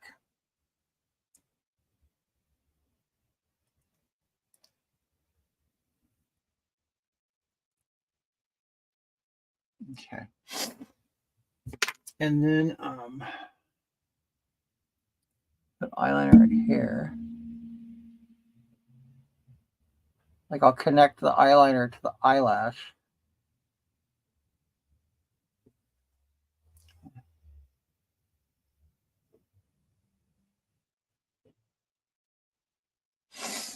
Oh, I wonder if they come to you. I don't know. Fox News came to me. That's the only no, probably not. I mean, I don't know how they do their studio shows or whatever. Okay. See, the last thing you want is your eye to water. Wow.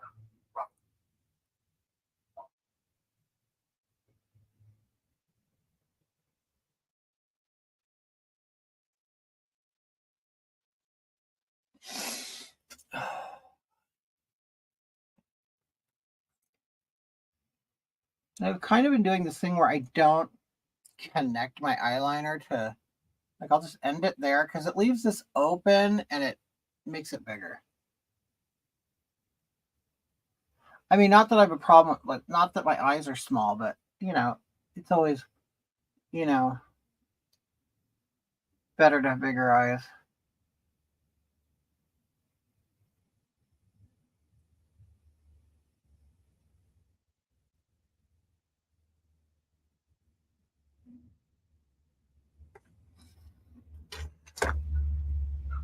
Okay. Black blob on top of.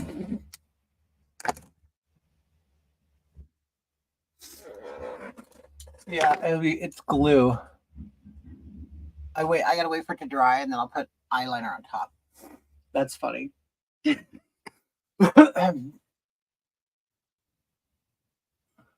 Okay.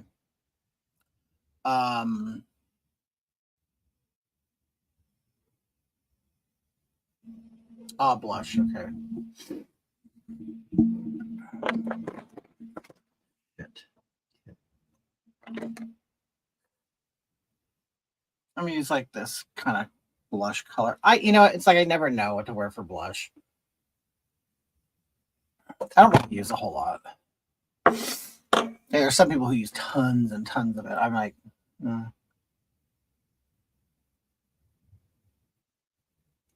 I think it's like contours so much that I don't really want a whole lot of blush.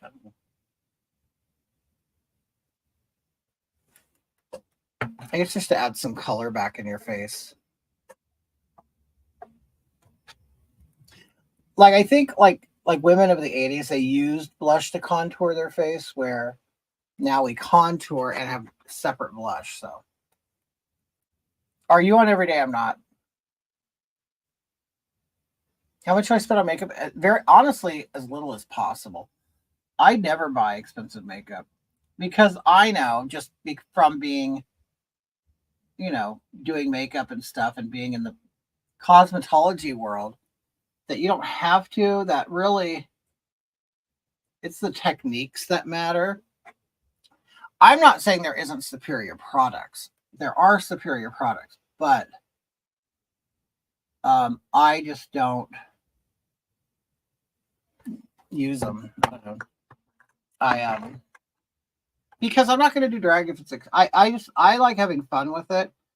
I don't make money. I don't make money doing it. I mean, I know. I mean, all the tips I've been on. I mean, it's got okay. The looks have gotten me the opportunity to do things, but it hasn't paid my bills. Okay. In fact, for a lot of these drag queens, they don't make any money. A lot of them are just you're in a club performing, hoping you'll get tips. Like that's just the way it works. It's like that is a classic like drag thing. Is you're not getting paid. Like it's really the big names and the winners of RuPaul's Drag. Christopher Drew, how are you? I haven't seen you in a while. Thank you, love. How are you? I think about you. Do you know about the party in Huntington Beach? The 23rd? Do you know about that?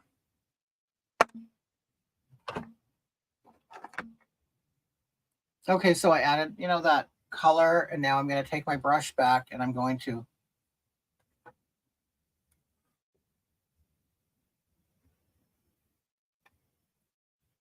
Christopher, it's on the 23rd. What's that place called, Huntington Beach? We used to. Is it called My Place?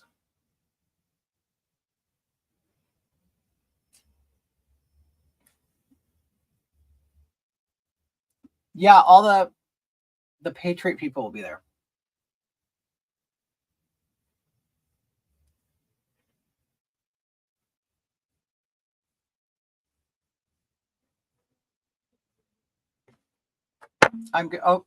Christopher, do you have, are we friends on Facebook? I mean, we both of us have been kicked off and all that shit, so I don't know where we follow each other anymore.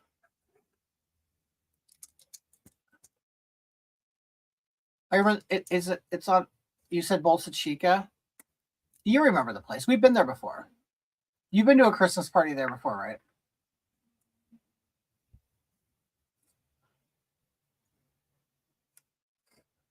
Oh, okay. The blob is over here.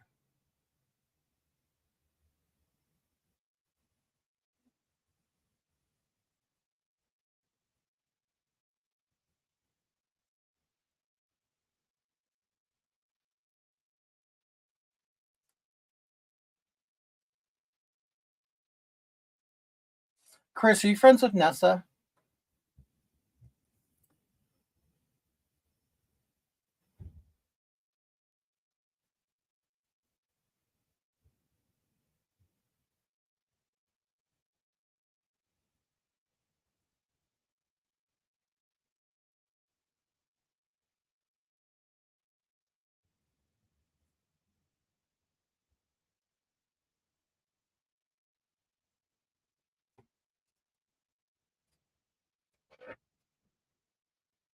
Okay. I'm cool. Thanks, Chris. I appreciate it. You've moved on from the fulfillment company, didn't you? No, I pay attention to you. Okay, so let me add. What is your opinion on all the kidnapped flyers? I don't understand why people would want to tear them down. Like, why would you? Whether you believe in it or not, whether you like it, I'm not even one to say that it's really. I have no opinion on the whole Israel thing and Gaza and all that crap. I just figure that's none of my business. You know what I mean? I don't know. I don't know nothing about it. I've never known Jewish people. I've never known Palestinian people. I grew up like in the country of California, where it's just all Mexicans and whites. So I never know, and I don't know anything about their struggles. I mean, I know the history, and there's question on whether it is their land, whether it isn't. If you go back far enough, it is. It depends on how far back you go, and if you can believe it, blah blah blah. And I'm like, I have my own. I mean, people don't. It's like everybody's so involved in everything, like they have to have an opinion or be a hero, and it's like I just don't. You know what I mean? But I don't think the poster should be ripped down. No.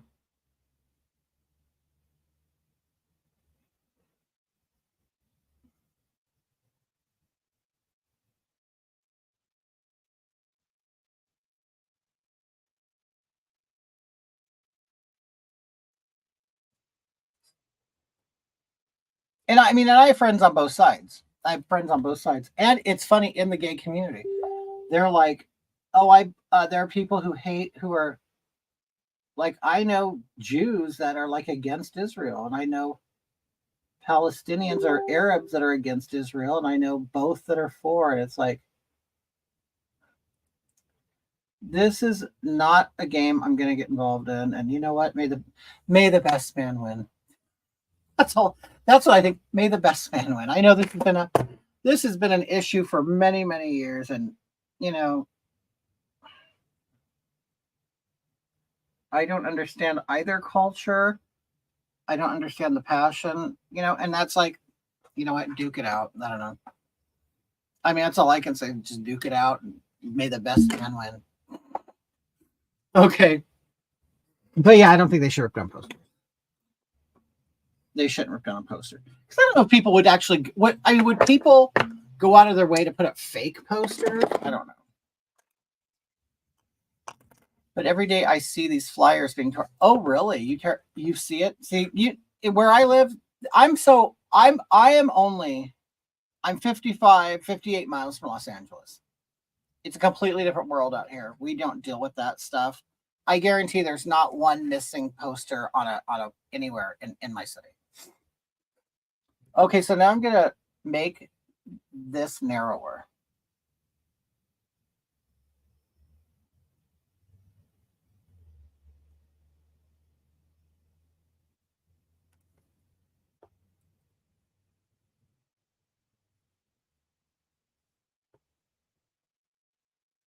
So you just add this taupe colored contour. See, look at now my nose looks like it's crooked. This is a great contour color. Oh, you're in Manhattan? Oh, you see the shit then, don't you? Don't you, Noodles? You see it all.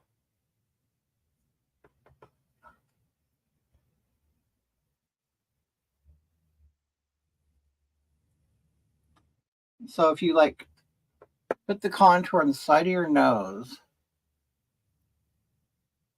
dab it in there, you will end up with a narrower nose.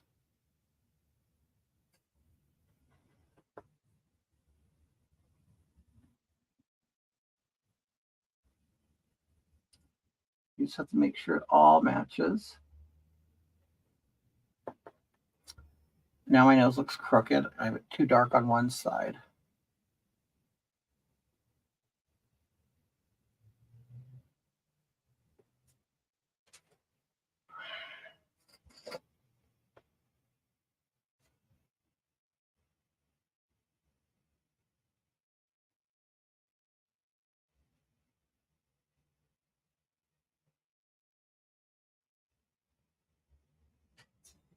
And this is a great tip, like if you want a narrow, like I said, a narrow nose.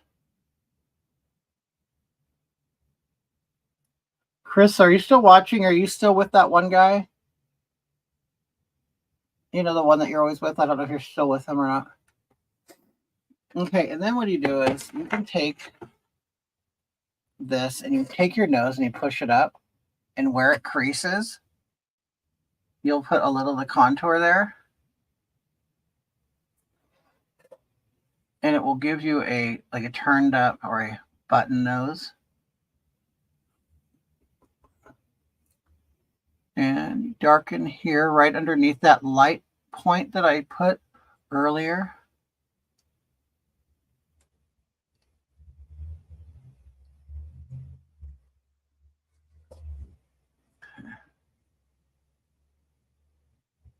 And I don't have a big nose. I just like to make it look smaller.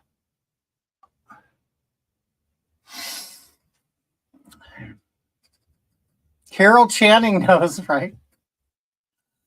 Thank you for teaching us. My daughter won't let anyone else touch her face for the dance of these. Oh, I'm glad.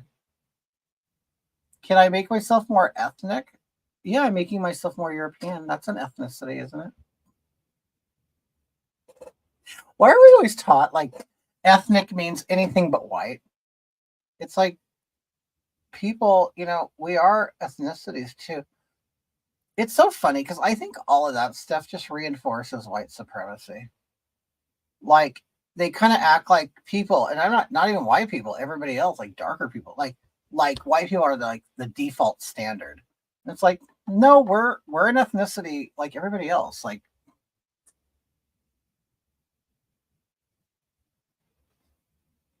and I think white people should find a way to reclaim that without looking racist. Now that's a challenge, isn't it?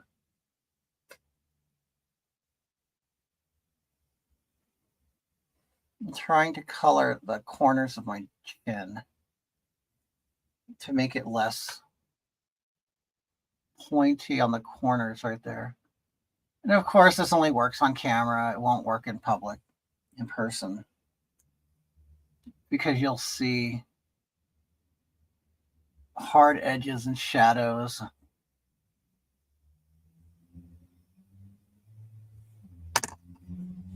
Okay.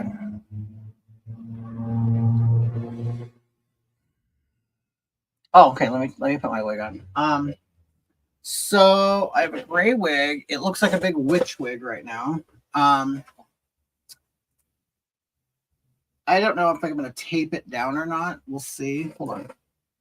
Oh, wait. I also wear this. I wear a stocking cap with hair inside of it. It gives you a bump. Remember when they used to sell, or women will remember, the bumpets and the things that made your hair bump up? This is that. This is a homemade version of it. And also, if you and then the stocking cap will also pull your face back, you know.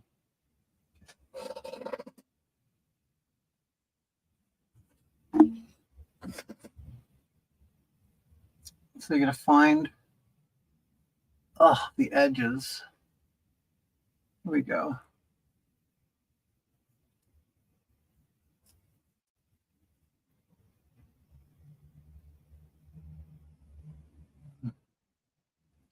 This wig has been completely teased out to make it bigger.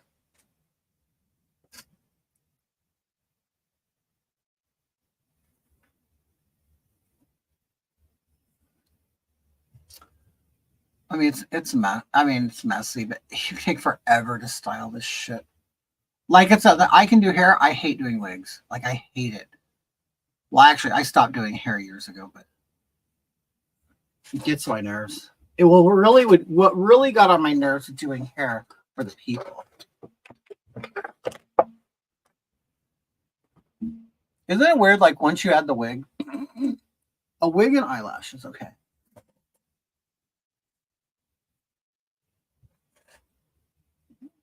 See, if it was taped down, you wouldn't see that. But I'm not going anywhere, so I don't really got to tape.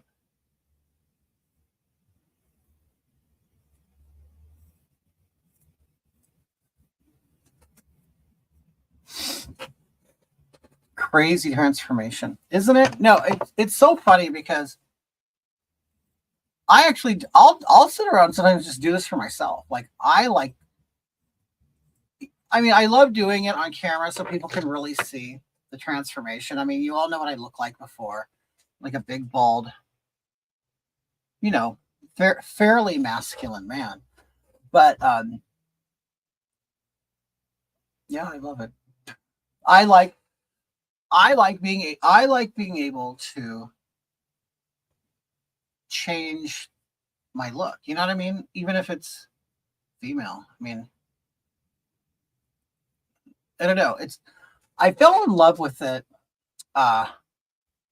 If you guys remember Phil Donahue, he did a talk show a long time ago. I'm gonna add like a gloss, a holographic kind of color gloss. What do you do for Halloween? One of my last things that I really liked was I was the nun. Robert Myers, you're still on. Thank you. I really do like this. I think this is going to be a standard for me. But I also want to start doing eyelashes on the bottom. Wait.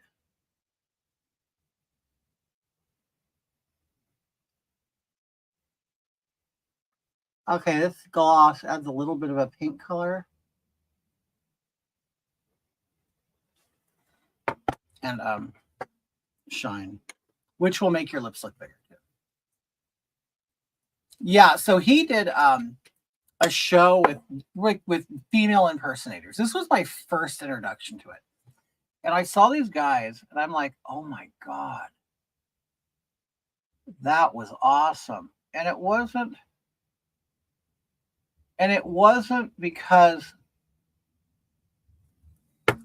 I wanted to be a girl or because like it really was in the sense of that's amazing. Like that these men could do stuff to their face and they could look like a completely different person and even look like an attractive woman or look like Marilyn Monroe or Cher or whatever. And I'm like, that was awesome to me. It was like, it was art. It wasn't about sex or gender or anything like that. It was purely about art. And I'm like, that's amazing. I love that. And that became my thing. And especially, you know, I love Kiss. You know, they wore makeup. I get it. It wasn't in a woman sense, but it was, theatrical. So I fell in love with it. I did. I just am like, this is awesome. I like, I just paid attention to it. It became my thing. I didn't like sports. I didn't like any of that. I like motorcycles. I rode motorcycles when I was a boy, a kid, a boy. When I was a kid, but I also liked this shit. Oh, thank you, Born Digital. Yeah, in the 80s. It was a different time. Have you ever done makeup to make yourself look like an old woman? Chaz, I'm a 54-year-old woman. I'm an old lady. I haven't. I think I've added wrinkles. When I do Hogatha, sometimes I add shadows here and try to sink my eyes back. And I've added wrinkles before, but I actually really like my contour right now. And then you just kind of sit back and admire your work. And then you kind of critique it the whole time. I'll look at it and I'm critiquing it and I'm saying I could do this better, I could do that better. And it's just a quest to try to be better all the time. And this wig is messy. Anyway, you know what I mean. I've seen some great old ladies stage makeup. No, I haven't. Yeah, I'm 54. I would have said 38 to be honest. So yes. It's art. Thank you so much, Stacy. I appreciate it. Do you ever have a drug? Yes. I did meth for 10 years. But see, I got my teeth. Yeah, from 1987 to 1997, I was in the drug world. And like daily use. It was bad. But I never injected it. You know what's so funny? When you're snorting meth, you're like, well, at least I'm not smoking it. And then when you start smoking, you're like, well, at least I'm not injecting it. And so that's a way of like judging everybody, you know what I mean? You have to find a way to make yourself feel better. But I remember probably one of the last times I ever did it or went to the drug houses I used to. The guy he pulled, they would always I don't know if they still do it. I don't know if I have any druggies watching, but they would kick you down a line. So you're there to buy it. You're there to buy it. They kick you down a line, sort of like, oh, here, you're my friend, and let's do a line together. But from what I then realized, what they did to me and my ex, because we were honestly, we were the only white people. They were all Mexican or Cuban, a lot of Cubans too. And they didn't trust us at first. So they would give us free drugs to make us do it in front of them. So they figured if we do it in front of them, they won't think we're cops. Because I always got labeled as a cop because, like I said, they think white people are the only people in the film. Okay, so they saw me looking clean cut, and I didn't look trashy yet because I hadn't been in drugs yet, but it took a long time for them to trust me, and so I would have to do the drugs in front of them, and then so eventually they got to know me. So oh, okay, we got this big white guy who's not a cop, but they would use me like that. They would invite their friends over, and their friends would get scared when they could see me. But I don't know. But I do the line. I actually stopped going over there when California or the United States, I don't know if it was just the States or the California, they stopped, the sale of ephedrine, or they started regulating the sale of ephedrine, and you could only buy so much, and that was being used to make meth. Okay, so that's why it's hard for you to get Sudafed and shit like that. So what they did is they wanted me to go into Mexico, and I'm like, okay, this is getting too crazy. They wanted me to go into Mexico and go and buy the dope. They buy the chemicals. And I'm like, I'm not doing it. I'm not, first of all, I'd never gone to Mexico because all my friends said, don't go to Mexico because they're going to fuck with you there. Because back then, I guess, they would get all the Americans or white men and they would pull them over and extort money from them. That's very common practice. But so I never went. And I definitely wasn't going to go get all these, illegal chemicals that you can't even have in California. But they'll trust you. They won't check your car. You're white. And, I'm like, no, I'm not doing it. So I stopped going over there. Eventually got off drugs, drove by the neighborhood. The city burnt down the whole thing. Like, I live close to it now because I moved to the city. But they basically took a whole neighborhood and it, accidentally caught on fire. And now there's Amazon. Now there's Amazon buildings on top of it. But anyway, I did tons of Xenadrine I don't even know what that is. Sugar is my drug. And then it's funny. The first drug I ever did was cocaine, and I was 14. My cousin had just gotten out of jail, and he comes over and he goes, "Hey, I need to take a shower, and I'll take care of you." Well, he's a grown man and he's talking to me like a grown man, but I'm 14. So, and he was like the cool rebel cousin. So he then he gets out of the shower and he rails out 3 lines on my dresser. And me and my brother do it. And the funny thing is, it wasn't that long. It took a couple more years later we were doing drugs. But it was cocaine. That was the first drug I tried was cocaine. People always say, "Oh, marijuana is the drug." No, I went right to cocaine when I was a kid, and I knew when I did it, I would be addicted to it because it made me feel so good. And I knew as a kid, I'm like, I can't do this because I'll become a drug addict because it is so good. So I didn't do it anymore. I did it one more time as an adult. But as a kid, I didn't do it anymore. And then my sister-in-law, who ended up being my sister-in-law, she started getting paid by a babysitter in meth. Because I guess they didn't want to give her money. So they're like, here. And she had a weight problem. So she always wanted to be skinny. And so she just recently passed away. But it was like, I don't know. I went into meth through her. And then we just all started with me, my brother, her, and who soon was my ex. We all just partied together and did dope.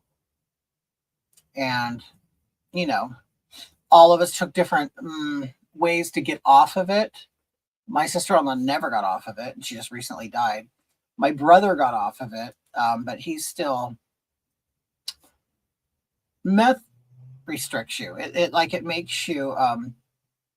It keeps you like at a certain age or something. It's weird, but the longer you're on it, the worse it is, and the more you're screwed up, and the more it takes from you. And I was glad my brother finally quit. My ex, she finally quit eventually. But I don't know. Wow, crazy stories. I'm sorry you had to experience that. I mean, it was horrible. I mean, of course. I mean, I'll tell you, and I know you guys who have kids, you'll tell your kids this or whatever, but honestly, if you get off on the wrong trajectory of life and doing drugs, the longer you do it, the harder it is to come back. And like, okay, I quit, at 27. Thanks, post. I quit at 27, but my life never really improved that much. You kind of get stuck in a victim mentality. You're kind of like, you think everybody's against you. You know what I mean? But the thing is, you have done it to yourself. You were a druggie. You ruined your life. You took 10 years of your life away from yourself. And especially, I don't know if especially California, but, being expensive and stuff, you got to start early and start building that nest egg and start preparing to live here. And drugs delay you. And that's what happens. So I've never owned a home. I've never even been close to owning a home. I have, since I've stopped trucking, I have not had an income that can support me solely. I always have to have a second person. And I know that's happening a lot to everybody, but like suppose people say, oh, the Gen Xers, the boomers and stuff, they took all the opportunity and they're doing great and they live in all the houses. That's not true, because I know a ton of Gen Xers my age who can't live by themselves, who can't support themselves on their income because they were screw ups, for the first 10 years of adulthood, and they have never been able to regain that traction back. I was liking pain pills and that worried me. So now I only take them when my pain is bad. Good for you. So I was a trucker for 10 years. Yeah. Been to every state except Maine. Absolutely loved it for the first 5 years. Hated it for the second. I gained a lot of weight. I hit every buffet because you don't have your friends and family with you. So food was comfort. And I got 440 pounds. Now I've lost the weight. I'm down to 270. I want to get to 250. That's where I want to be.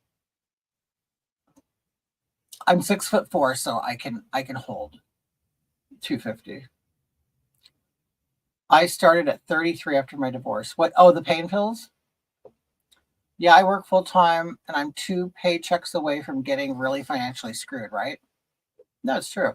And especially, and then what happened is, then drugs screw you up. First of all, emotionally, it screws up your social skills, your everything. Everybody that, from 17 to 27, I was a loser. The people who went from 17 went into college, they got their degrees. By the time I got off drugs, they're already having a great job. So now I'm starting at the very bottom. And it happens, I'm sure, with every generation, but I can only speak for myself. But you get left behind. And it's not that the world's leaving you behind. You put yourself back there. And I honestly believe it was all about, I think it's all based on immaturities. It's all, I think, based on being afraid to be an adult.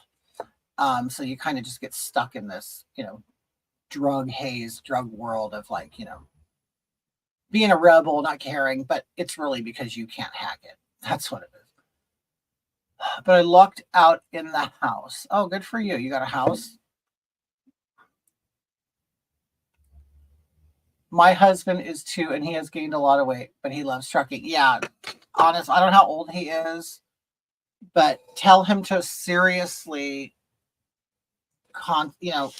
look at his health, go to the doctor, get, check for cholesterol, it's just, it sneaks up on you and you could be fine and you don't realize that you're in really bad condition, especially when you're a trucker and you just sit on your ass. I mean, I'm not saying that's what it is. I mean, as a trucker, you work hard, but you work hard on your ass. So, he's gaining weight because he's not getting any activities. He's eating like a king or, junk, but it takes a toll on you. I've been eating out of a can for 5 months. No shit. Janice says, I wanted to lose weight and I did meth. First time, really? You injected it? It was amazing. So you were probably stuck on that, weren't you? I did it for 3 years, then went from meth to dope because I wanted to try it and I liked the way I felt. I'm 66 and feel stuck. Thankfully, my kids are stuck. Oh, good for you. You know what, Janice? That's like if your kids, and that gives you probably a sense of like, well, God, I did something good. You know what I mean? I did something good. My kids are cool. That's good. Wait, who's 40? Oh, he's 6. Oh, your husband. I've tried, but he won't listen. Don't know what to. Yeah, you know what? And I'm like that too. I'm that guy. Even though I do this, I'm a very prideful man, and I was like that. I'm like, oh, I'm healthy. I'm good. I'm a big, strong guy. I could do anything. And it's like life.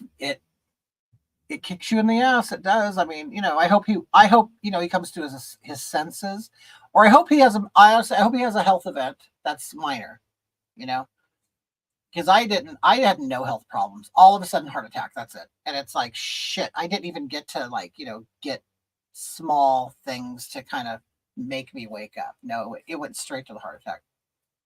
Thank you. Thank you, Jean. I'm clean now. I'm just stuck like you were taught. Right. You are. You get stuck and you get left behind, and it sucks. It really does. So, and honestly, Janice, there's probably no hope for either one of us. We're going to die poor, and hopefully we can impart our knowledge on somebody else. But you know how it is. I was the same way. I didn't listen to anybody. I went into every pitfall that everybody warned me against, including being with the wrong person. My mother was completely right, but you know, you're stupid. You don't want me to be happy. I want to be happy. And I mean, that's just harsh, Janice. I know. I believe in reality. I'm 54. I mean, I know you've got 12 years on me, but I wanted to say I'm on disability because I do have a chronic heart condition.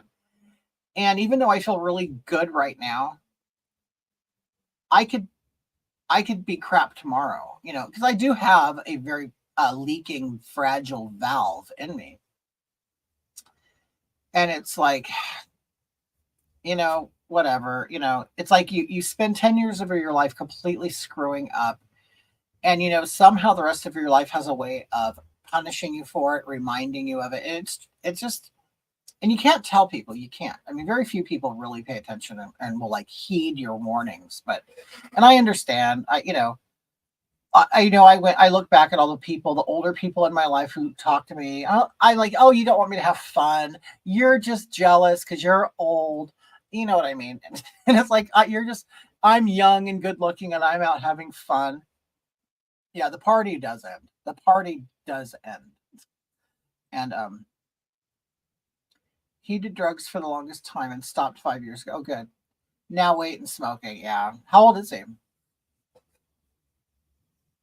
And another thing bothers me, but concerns me, is a lot of young people nowadays are starting out unhealthy. Like, we, at least, like my age group, I mean, we had fast food. And yes, it was on every corner, but we didn't eat it as much. My mom still was like a boomer and she cooked and wanted to make nutritious meals for her family.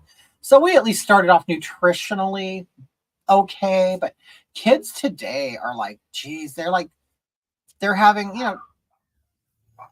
Pop-Tarts for dinner. You know what I mean? Or every meal's fast food, or and plus I can't stand the whole body positivity movement to make people feel good about their bad diets and lack of exercise. It's like, you're just like killing people. You're killing people pretending to be kind and nice and accepting and tolerant, but you're actually killing people. You're leading them into their death. And that's terrible. So at least I could say for me, like when I went into drugs, I was already kind of healthy, had a good back, I wasn't fat. I wasn't extremely like active. I was never into sports, but I rode bikes and motorcycles and skated and did all that. I swam a lot. So, but these kids who just sit at home on a computer, on a pad, on a phone, they're already unhealthy. So I couldn't imagine when they get into the age of doing drugs, what's going to happen to them. My mom hated my first husband, who was Puerto Rican and a drug addiction, but we stayed married for 27 years. He died. Oh my God. What did he died at 40? Wait. Oh, your husband's 47. Will be 48. Becky, how are you, dear? Janice says, you're the male me.